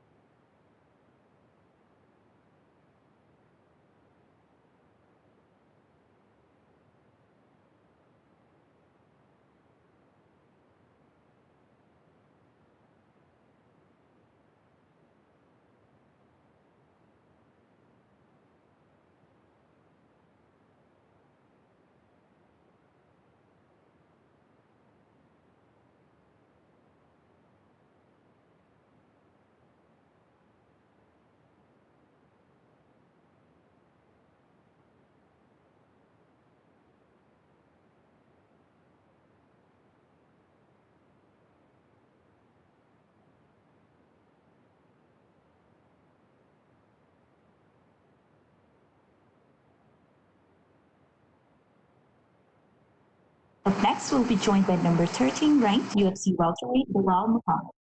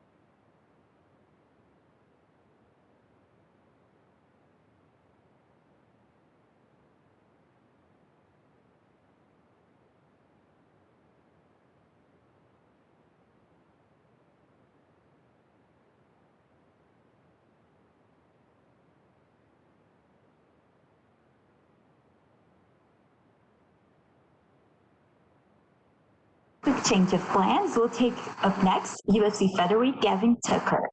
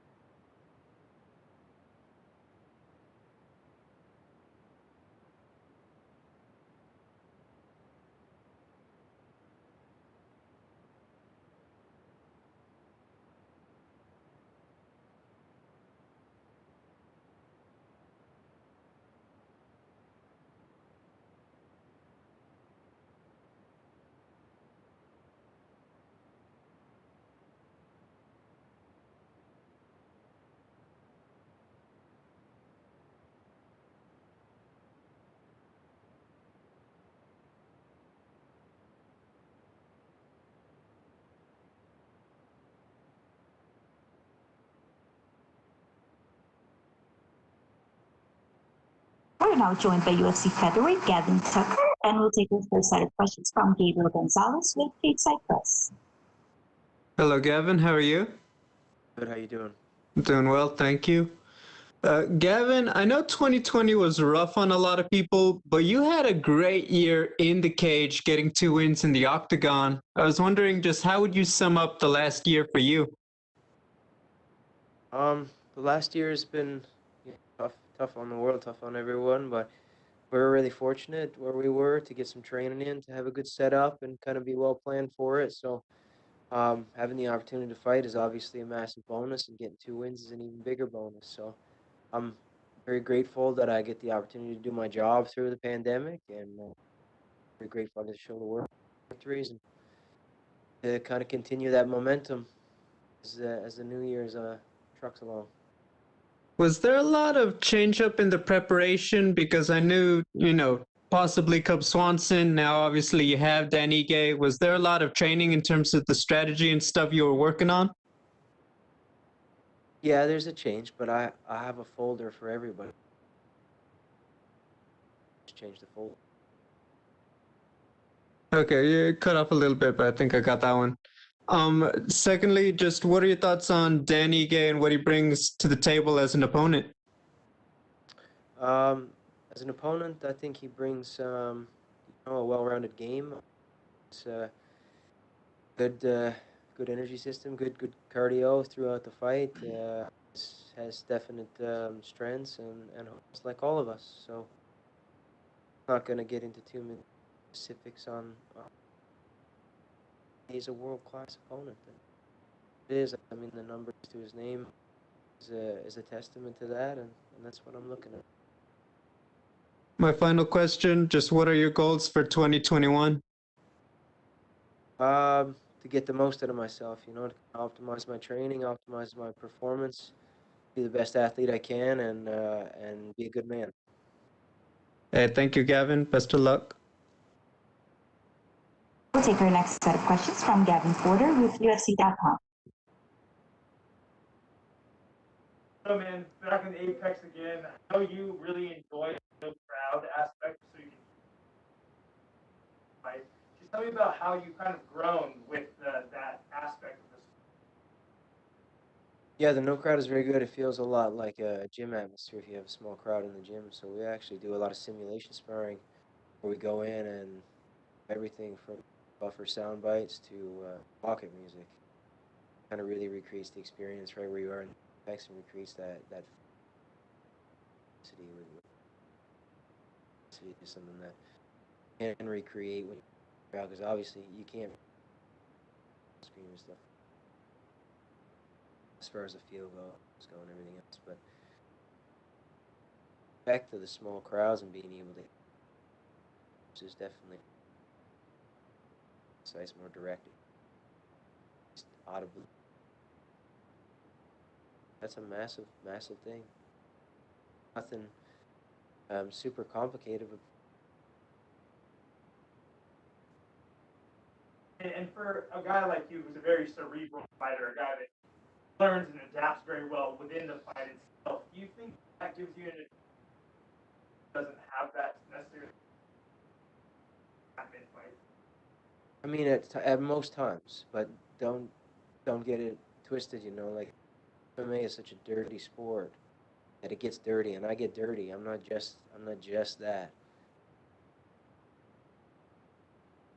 Intelligent, but I'm a fighter in that as well. So don't expect this fight to be cerebral the whole way through. There's going to be pockets of dirt, and I'm getting in it. Yeah, and this is a shot at the rankings, a guy who was just there last July.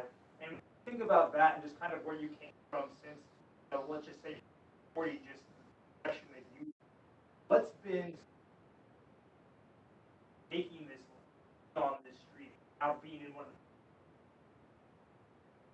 Some of the main factors is just my lifestyle consistency of training.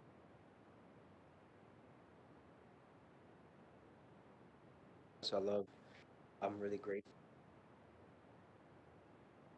And track, because it's easy in this world to not. So it's love sport. last one for me is, a lot of people do consider you a true dark horse, and that's going to go away as you start to get more and more often. What do you think the biggest threat you pose to this division? What's different about you than separate, a different level from the guys that we're going to see? Everyone in the top 15 has a skill set. Some regard, but everyone's the same. Work is the work.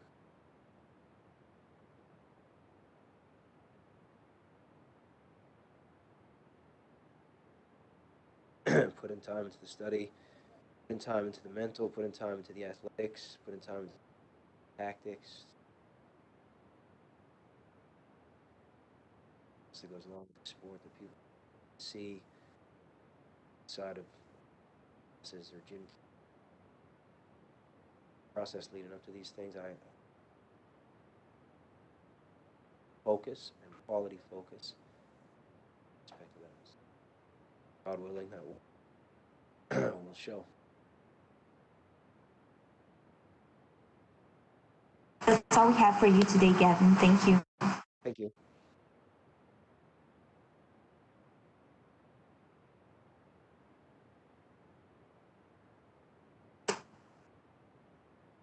Up next, we'll be joined by number 13 ranked UFC welterweight, Belal Muhammad.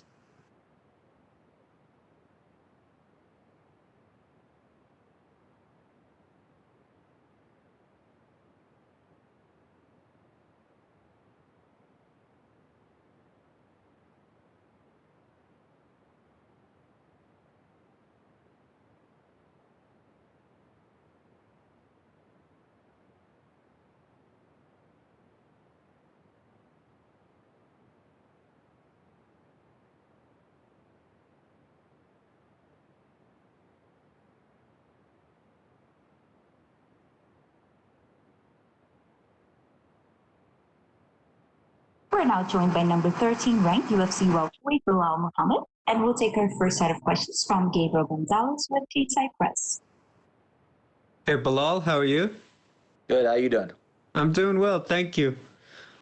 With this fight happening quickly after your last one, I was wondering, how important is your fight week routine in terms of getting into that right headspace for Saturday? Honestly, I feel like it's all a part of the same fight week. I was just here a couple weeks ago, so now I feel like it's literally all the same trip. I'm actually way more comfortable than I was for my last fight, where there's not as much anxiety just because I was just here. I don't have to overthink anything. I know where to go, the right things to eat, the right people to talk to, and it's just a lot simpler now. I know I'm probably very late to ask this, but I was wondering just what is the story behind your last name on your nickname? Remember the name and just where it came from, why you decided on it. You know, I was always one of those guys where I didn't want no cheesy nickname, one of those weird nicknames, the Palestinian Punisher or the Bulldozer or something weird. I was just like, you know, I want to be one of those fighters that's remembered. I want to be one of those fighters that when you hear my name, you're going to want to tune into my fights. So I want to have one of those memorable fight nicknames and remember the name. It's a hard nickname. It's a hard name to remember too and pronounce. So if people remember, it's easier. Gotcha. Talking about Leon Edwards, I think the general consensus, he's not the flashiest guy, but he's been so successful. What do you think it is about his game that just is such a problem for so many guys? He's very consistent. He does the right things good, you know, and he knows how to win. That's the biggest thing that he knows how to do. Whether it's by decision, submission, or knockouts, like he knows what to do to get the win. And he doesn't go out of his lane. So, like, he's not going to sit there, throw capoeira kicks or anything crazy like that. He just stays consistent with what he does. And in this game, simple wins. Simple, like Henry Hoof says, keep it simple, stupid. Like, those guys that do the right things good, those are the ones that continue to win and become champions. My final question, when I talk to people, a lot of the hardcore fans about this fight, they're always like, it's a battle of two of the nice guys in the welterweight division. You've done all the right things and you're ready for your breakthrough. Obviously, he's been through a lot. For fans who are torn about, man, I don't know who I want to see win this Saturday, what would you say to them? Because it feels like you both have a lot of goodwill going for you guys going into this one. Yeah, you know, there's not no bad blood or anything like that, but like I always say, man, whenever I'm fighting, you should always be rooting for me because I'm the way better guy, the way nicer guy, and I'm a lot funnier than him. And I just have a better personality. Like, who doesn't want to see the funny guy win? But no, like in the end, like I feel like this is gonna be a great fight, and the better man that's gonna come out winning is gonna be the one that's gonna take off next. This is a huge fight because the guy who wins this, their life's gonna change. Because Dana White already promised a title fight to him if he wins spectacularly. So if I win, I'm going to get that title fight. I'm going to take that title fight. And then all the people that were torn between me or him, they're all going to be jumping on this bandwagon. Hey, I hear you. Belal, thank you for your time and good luck. Thank you. We'll take our next set of questions from Damon Martin with MMA Fighting. Hey, Belal. I know this fight came together in large part because you were willing to take this fight, whereas some other guys weren't. I don't know the particulars around why Colby Covington isn't in this fight. I know Leon had some things to say about him. I know you're not Colby's biggest fan, but what do you say about guys, you know, like yourself, willing to step into an opportunity like this? Because at the end of the day, Leon is the number 3 ranked guy in the division on an 8-fight win streak. I mean, obviously this is a risk for you doing it on short notice, but do you think more guys should be willing to take these opportunities? Yeah, I mean, in the end, like, we're prize fighters. These guys these guys are forgetting about that, man. When you're sitting there on the smaller circuits and you were dreamed about making it to the UFC, that was your goal, is to make it to the UFC. You took any fight that was in front of you. You're willing to fight anybody. And you're sitting there fighting for peanuts. Now that you're in the UFC, you're getting a little more money. Like, you're forgetting what you were in this game for from the beginning, to be the best, to be the champion. And to be the best, you have to beat the best, and you have to fight the best guys, all the best guys. Everybody's nowadays, they're sitting there picking and choosing who they want to fight, the right move, the right mode, right guy to take, the right timing to take the fight. For me, I could beat anybody in this division. I know I'm good enough to beat anybody in this division. I know I could be a champion in this division. So that's why I'm willing to say yes to anybody, because I'm not afraid of fighting anybody.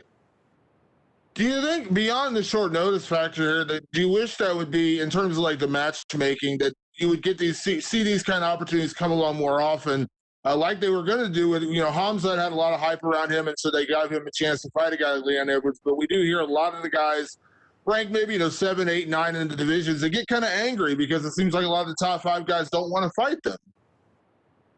Yeah, like that's why I said, like, even like with Hamzat, where people were so mad that he got the opportunity, but it's about riding the wave. It's about momentum in this game. It's about what you've done for me lately. And he was on a 3-fight winning streak, so obviously the UFC is going to push that. For me, I just fought, so this fight makes sense because they're going to want to push it. So if I beat him, they're going to want to push it again. Like you saw last year with Gilbert Burns. He came into the division, won 3 quick fights in a row, and bam, he got the title fight. Because it's about the right timing and the right stage, and your life could change. And guys like that, guys like Masvidal, who've been in this game for so long, 10, 15 years, and it all just started clicking a couple of years ago just off of a big win from Darren Till, big win from Ben Askren, and then now he's one of the biggest stars in the game. And it's about just staying active, staying in the fans' eyes, and just being that guy that people want to see. So, like, after I win this weekend, they're going to be like, yo, let him turn around again next month. And if they do, I'm gonna be willing to do that because, God willing, I'm healthy. I'm willing to fight because you don't know what's going to happen tomorrow. You don't know if you're going to be injured. You don't know if you're going to be sick. You don't know what's going to come tomorrow. So I'm going to take advantage of my health and opportunity today. I know there was one disappointing part about this fight for you, Belal. It's the fact that, Lewis Taylor can't be in your corner this weekend, but you've been a bit of a nomad with your training. Obviously, you trained at Rufus, you trained in Chicago, you trained a lot of different places.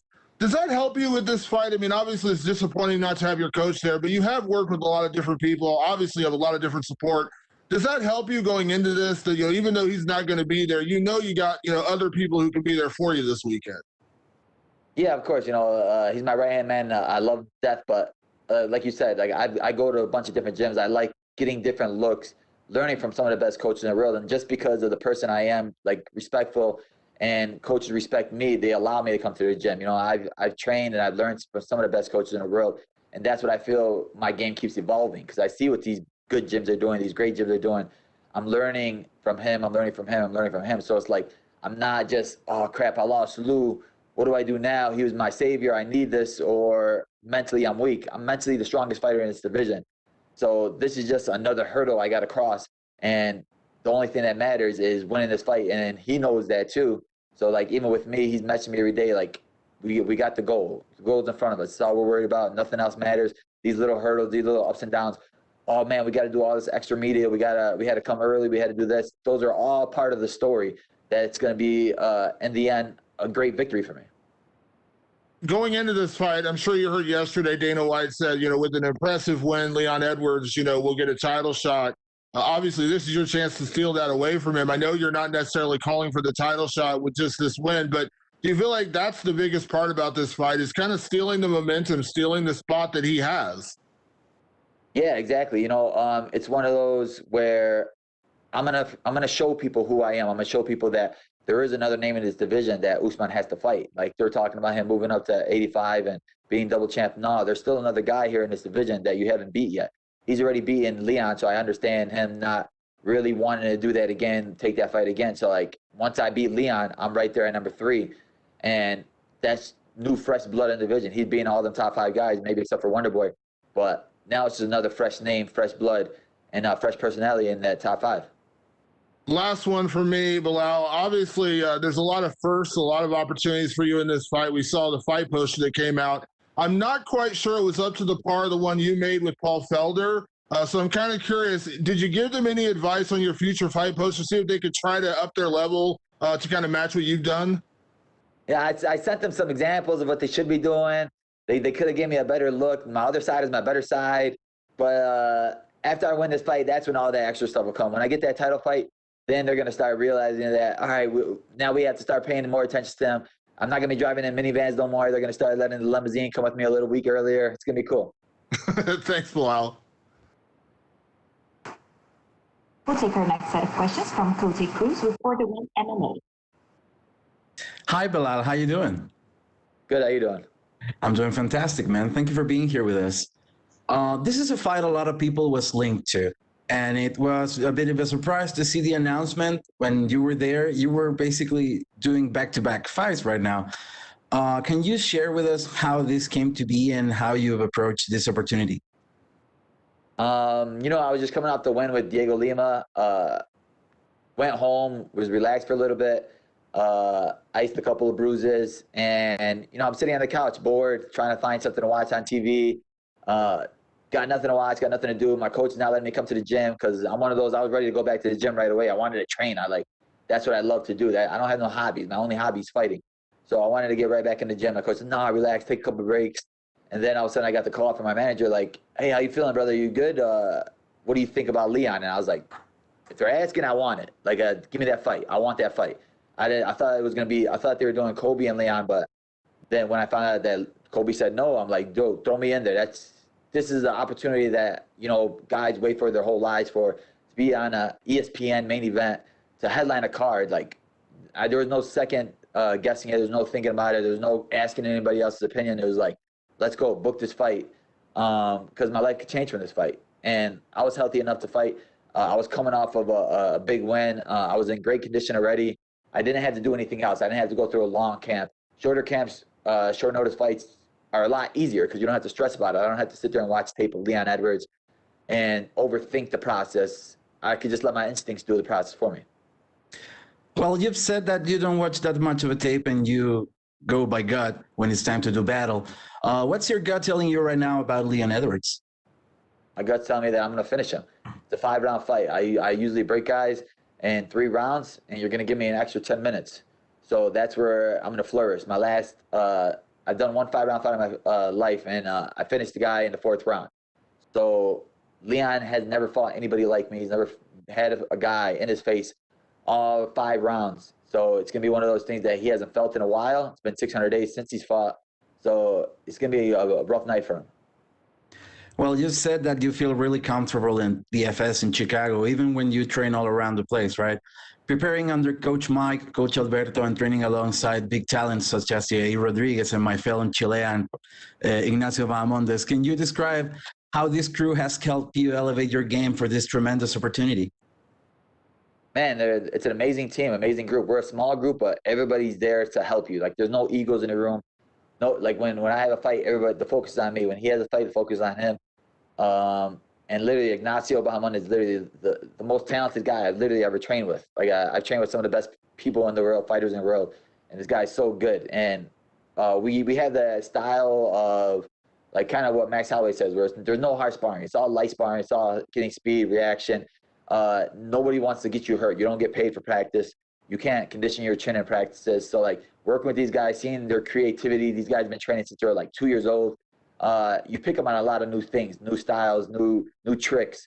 And it's been so cool, even working with Yair Rodriguez, just like little things that he does and how talented you see that this guy really is. You're like, oh crap, man. Like, there's guys like this out there. So you have to step your game up even more.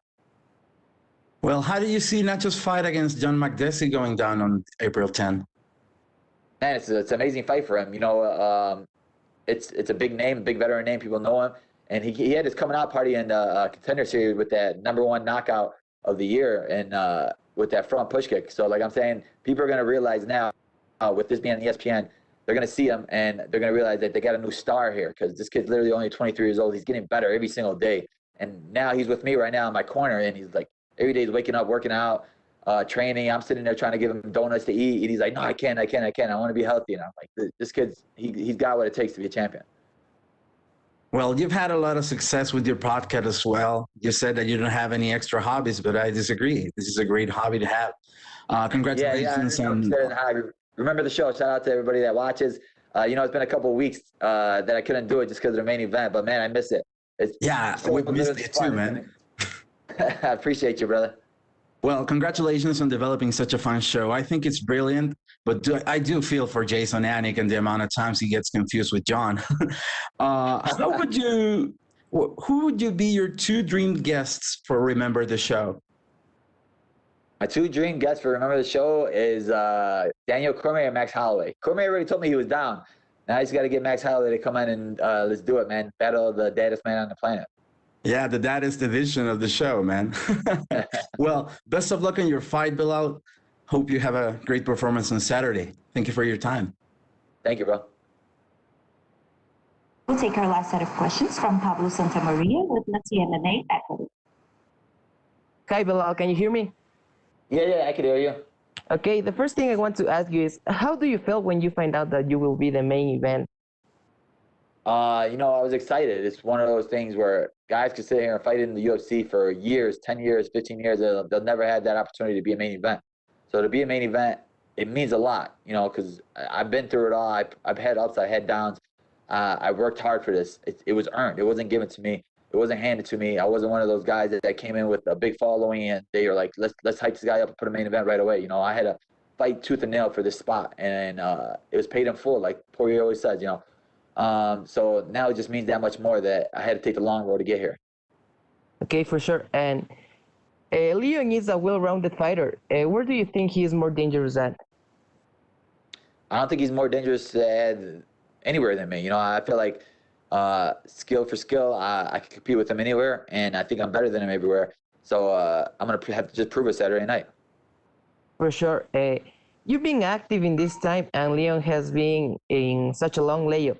Do you think that this will affect him and will play an important role in the fight? Yeah, this is going to play a huge role in the fight. He's been out for 600 days.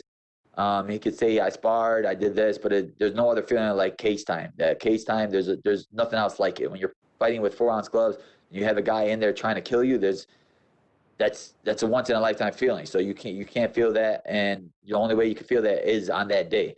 So we'll see how he reacts, how his body reacts. And for me, it's just gonna be like another day in the office for me, just because I was just here. So it's like I'm on the playground, it's recess, and I'm about to go beat up the bully. For sure. And you posted on Instagram a photo with Khabib and saying that he advised you. What advice give you, Khabib? The advice that Khabib told me is, I'm not going to tell you what he told me, but I'll tell you what he told me. You know, he's just a great champion. It's just an honor for him. Like, he's so humble that he will speak to me, and, you know, you expect him to not be that type of guy. But dude was so good, man, and the advice he gave me was amazing. It was huge, you know, just to know that a champion like him respects you and watches you and knows your style. It was just amazing. Okay, and the last thing for me is, what's your prediction for the fight? Prediction for the fight is Bully wins. I'm going to finish him. I'm going to take this title fight, and I'm going to end 2021 as champion. Okay, thank you very much for your time, Belal, and good luck on the fight. Thank you, guys. That's all the time we have for you today, Belal. Thank you. All right, thank you.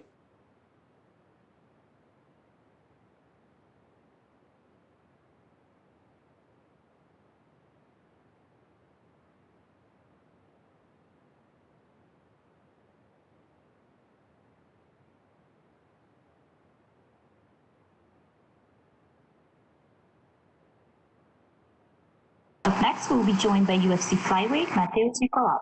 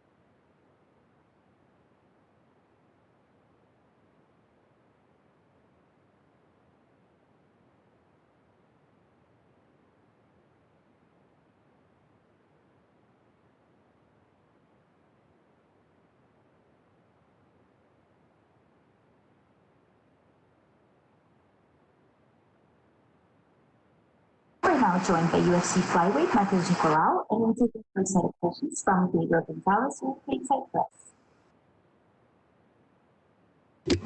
Hello, how are you? Good. So first off, welcome back to the UFC. What was it like to get the call? Because obviously you were waiting for a fight in Brave, I believe, and then now you're back in the promotion. Yeah, it was a nice call, you know, got me by surprise, but was a surprise. I got really honored and really happy in being back in UFC. Now being able to do my job here again, walk all the mountains.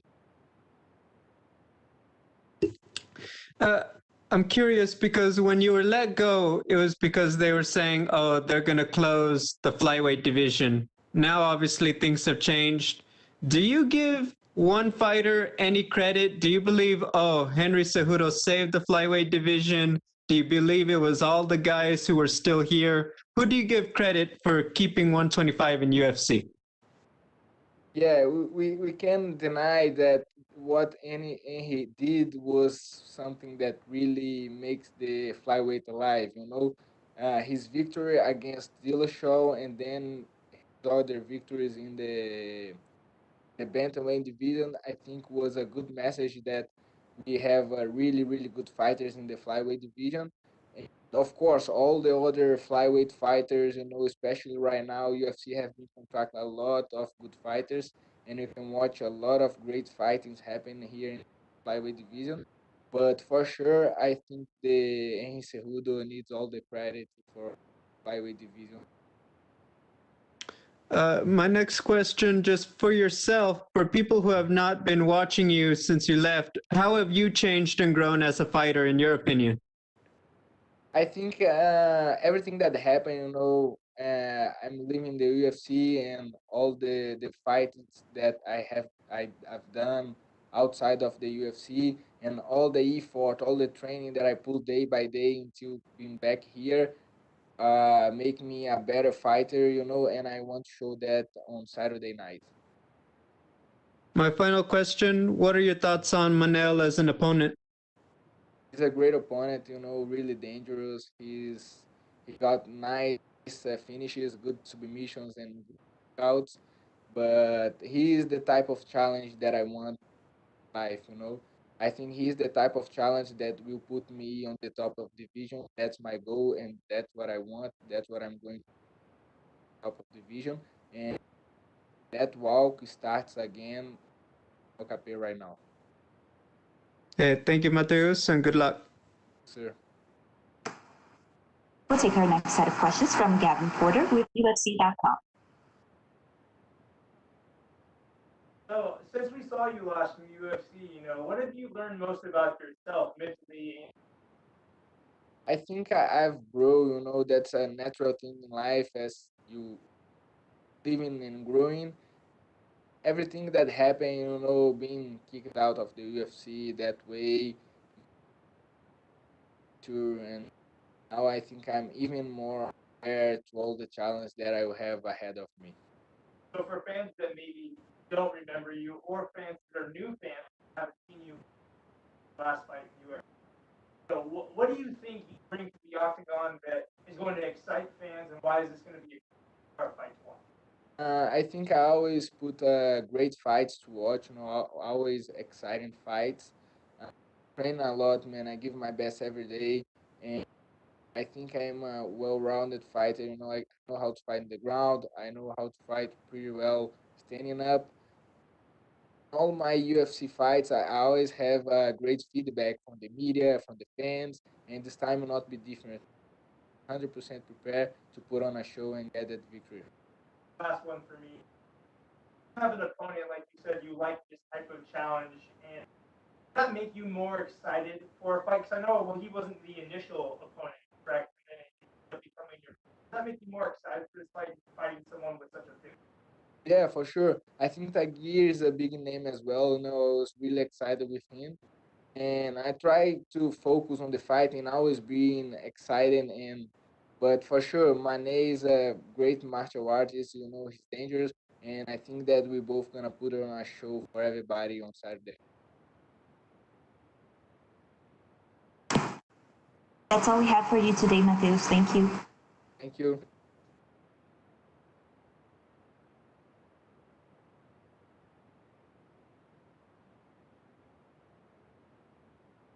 Up next, we'll be joined by UFC bantamweight Davey Grant.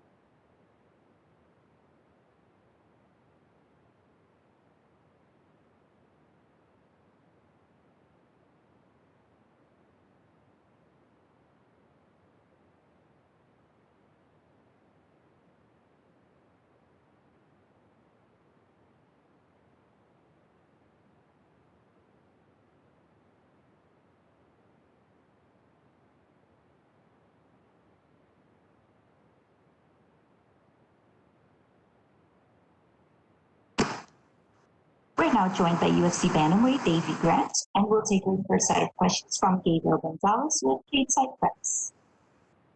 Hello, Davey. How are you? Hello, I'm good, thanks. How are you? All right? I'm doing very well, thank you. Good, good. Davey, so this is your first fight in Las Vegas all the way back since The Ultimate Fighter, if I'm not mistaken, right? Yeah, it's been a while. How does it feel to be back? Yeah, I love it over here. Honestly, I literally love it in Vegas. I want to move out to America. I love all of America, to be honest. But yeah, it's nice to get back over here, definitely. Looking at your record, so you've put together a couple of wins, but I know that it's been a struggle to stay active. You know, when you're going through that, I guess what's the key to really staying positive when you're, struggling to kind of get those consistent fights in every year? Yeah, I mean, it's not easy. Obviously, we all want to be able to fight as frequently as possible. It's hard, but I've just got to remember that this is like, I chose this career, and I wasn't prepared to stop at any of the hurdles. You know, I was always going to bypass them and then come out the other end to just continue doing what I love for a living. That's the main thing. What do you hope most to show from yourself in this fight? I mean, hopefully I can just go and put on a great performance for the fans. I still feel like the best is yet to come. I feel like I'm still developing. I'm still getting better in all areas, and I can't wait to go and show that fight night. My final question, just what are your thoughts on Jonathan as an opponent and what he brings to the table? Yeah, I mean, he's a great fighter. Coming for an exciting fight, that's exactly what I want. So I think it makes out for a great matchup. A lot of respect. Can't wait. Thank you. Hey, David, thank you and best of luck. Cheers, thanks. Appreciate that. We'll take our next set of questions from Jordan Ellis with Low Kick in the Loop. Hi, Davey. I just want to go back and reflect on your last fight. It was a great fight and a great win, great KO performance of the night. Looking back, how do you feel about that one? Yeah, I mean, I was absolutely chuffed to bits. It was I felt like it was a great fight to be in, like nice and exciting. Like those are the type of fights I want to be in. You know, I like it when it gets a bit rough and turns into a bit of a scrap. So to go and get the knockout on the end of it in the third round as well, I was over the moon. I was chuffed to bits. And going into this one, I know you've just been speaking about, but how do you see it specifically playing out? Can you get the KO in this one? Is it going to be a fight of the night? What do you envisage? Yeah, I mean, ideally, yeah. I mean, I'll be going out looking for the KO always. That's always the best. I think that's what everyone wants, isn't it? That's what everyone loves, and that's how everyone loves to win. In all honesty, if the submission comes, I'll jump on it, and as long as I'm getting my hand raised at the end of it, I'm not too worried how the win comes. But I'm really looking forward to the test, and I think it's just going to be an exciting fight. And like you say, them fight of the nights and stuff. That's what gets you noticed and gets you about, and it's fun. I just like that. You know what I mean? So that'll be fantastic too. And for you moving forward, obviously we haven't seen enough of you since the Ultimate Fighter days. What are the goals? Is it just to be active? You're 35 now. What do you want to achieve in the sport? Yeah, I mean, ideally, obviously, I want the title shot. You know, it's like I want to get into the top 15. Hopefully, by the end of the year, I think I've got if I go and win this one, then I've got 3 wins in a row. So I think I maybe deserve one of the guys in the top 15, and then that's when you can start knocking on the door. And obviously, yeah, I'm 35, so time's not exactly on my side, but I still feel like I'm at the best I've ever been, and I'm still getting better. So this is a massive year for me. Finally getting some sort of frequent fights and getting a bit of momentum behind me. And yeah, just looking forward to this. Well, good luck with it, mate. Can't wait to watch. Excellent. Thank you very much. Cheers. We'll take our next set of questions from Abdul Ahad Patel with MMA UK. Hi, Davey. How you doing, mate? Hello, mate. You all right? Yeah, not too bad. Dave, I wanted to ask you in regards to your current sort of record. In your previous bouts in your career, you were a high submission artist, and we saw a lot of subs. You know, your last couple of fights has been backwards and forwards in terms of losses and wins. Do you think this fight going forward, do you see the scope for a submission potentially? I mean, if it comes, I'll jump on it. Like I say, I mean, I want to finish fights. I don't want to leave it in the hands of the judges. Ideally, I'll get the knockout, and then. But if any form of winning, I'm really not bothered. I'm not really too fussed on just looking for one certain thing. So if I get the knockout champion, if I get the submission champion, I'm really just looking to finish the fight.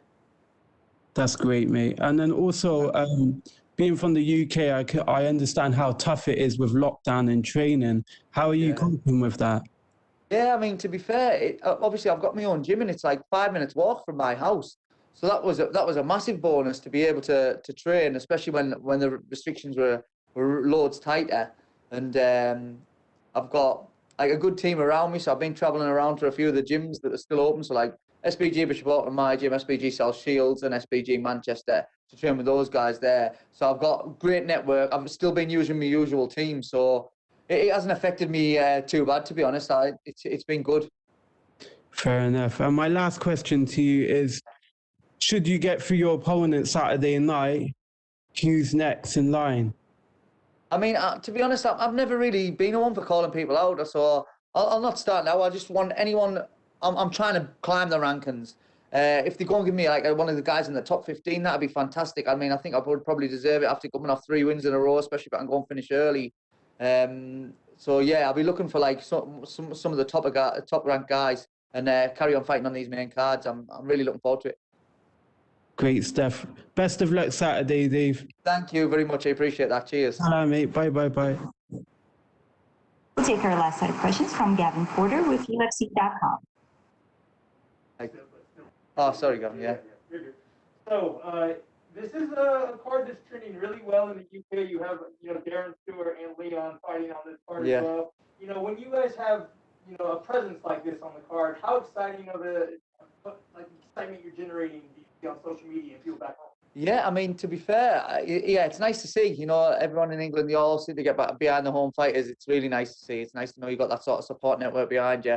And I mean, the town I'm from, it's tiny. It's just a little place called Bishop Auckland. It's like not one of the big cities or anything like that where you can get like loads of following easily because people are going to connect with you because of where you come from. But they do fantastic, and I've always got some massive support from everyone in my town. I can't thank them enough. Yeah, and you're fighting a guy in Jonathan Martinez who's on a 2-fight win streak, just like yourself. Yeah. It feels like it's been a long 2-fight win streak for you with the layoffs in between. How excited are you to just build on that and get to 3 and 4 and 5?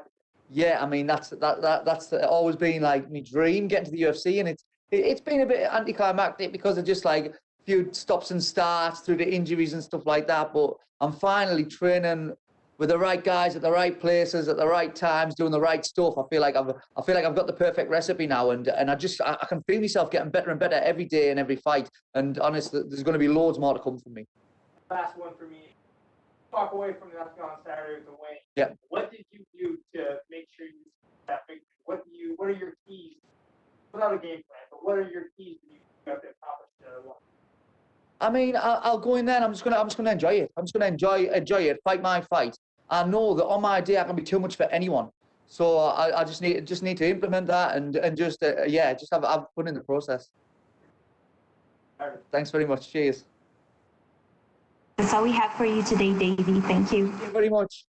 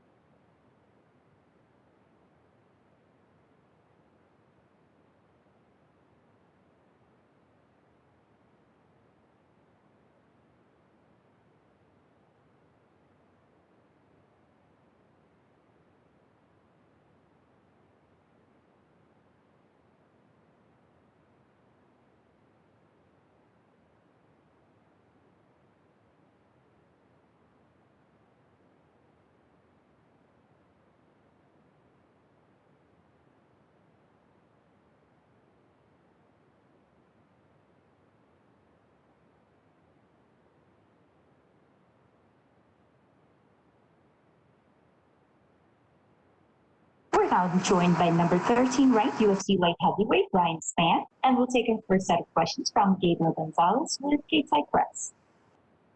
Hey Ryan, how are you? What's going on? I'm good, man.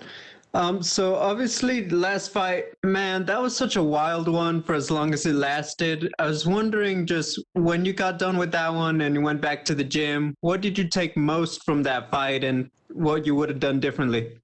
Not go to sleep in the middle of it. That would have helped a lot. Yeah, pick that from that. I can definitely understand that.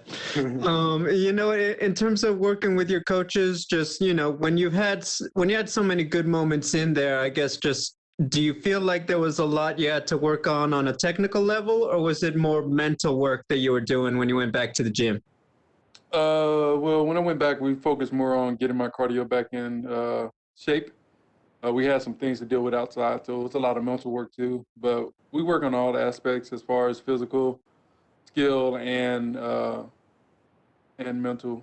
But I know we did put a heavy emphasis on our cardio and building with Mike Scacia, my strength and conditioning coach, at Studio Performance. And then just my final question, just could I get your thoughts on Misha as an opponent and what he brings to the table?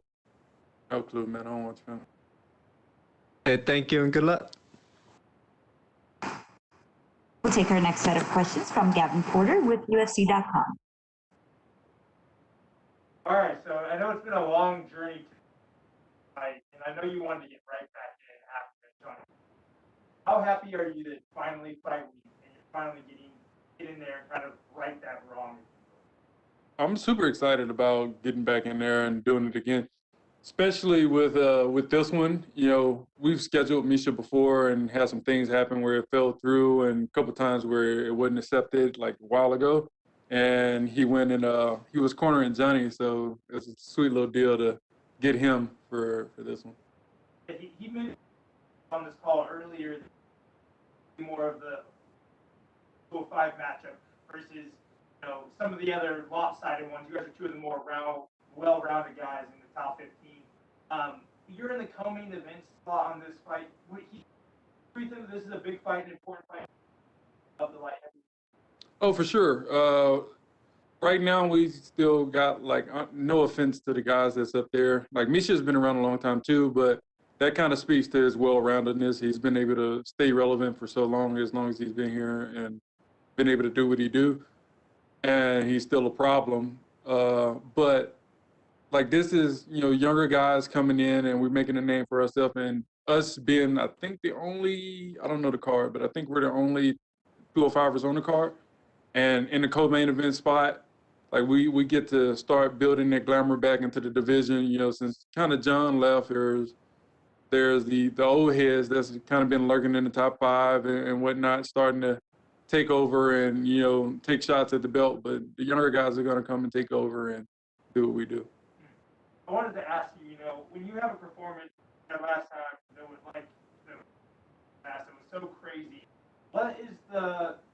what's the goal in terms of walking away from the Octagon crowd this Saturday? What kind of performance would you need? One, I need to mind my manners and not get into, as John would say, a bar fight. And just be me, have fun. I kind of lost it in trying to land that shot. I got kind of caught up in my own sauce, man. I was like, oh man, I'm gonna knock this guy out. I can knock this guy out, man. And then I look back, one of my coaches from Memphis here, Brian Hall, we was talking on the phone one day, and I told him, I was like, what was I thinking? I was like, I'm sitting here trying to knock everybody out, but when you look at my record, I only got 4 knockouts. What am I trying to do? So I kind of had to go back and readjust my mentality towards things, and I'm just gonna go back to being the slickster, doing what I do. My last question for you, man. Simply put, when you walk into this fight and you're finally getting there after all the cancellations after the last result, is it just going to be a relief to just get to the Octagon and just focus on what you want to do, put all the noise out of your head and all that? Honestly, I think about that a lot, and I don't think that relief comes until this happened right here. And that's what I'm getting at right now. like that's when the relief comes. That's when I can take a deep breath and relax and come back and eat chips. Hot chips. Hot chips. All right, man. Well, good luck. We'll see you on Saturday. Appreciate it. That's all we have for you today, Ryan. Thank you. Thank you.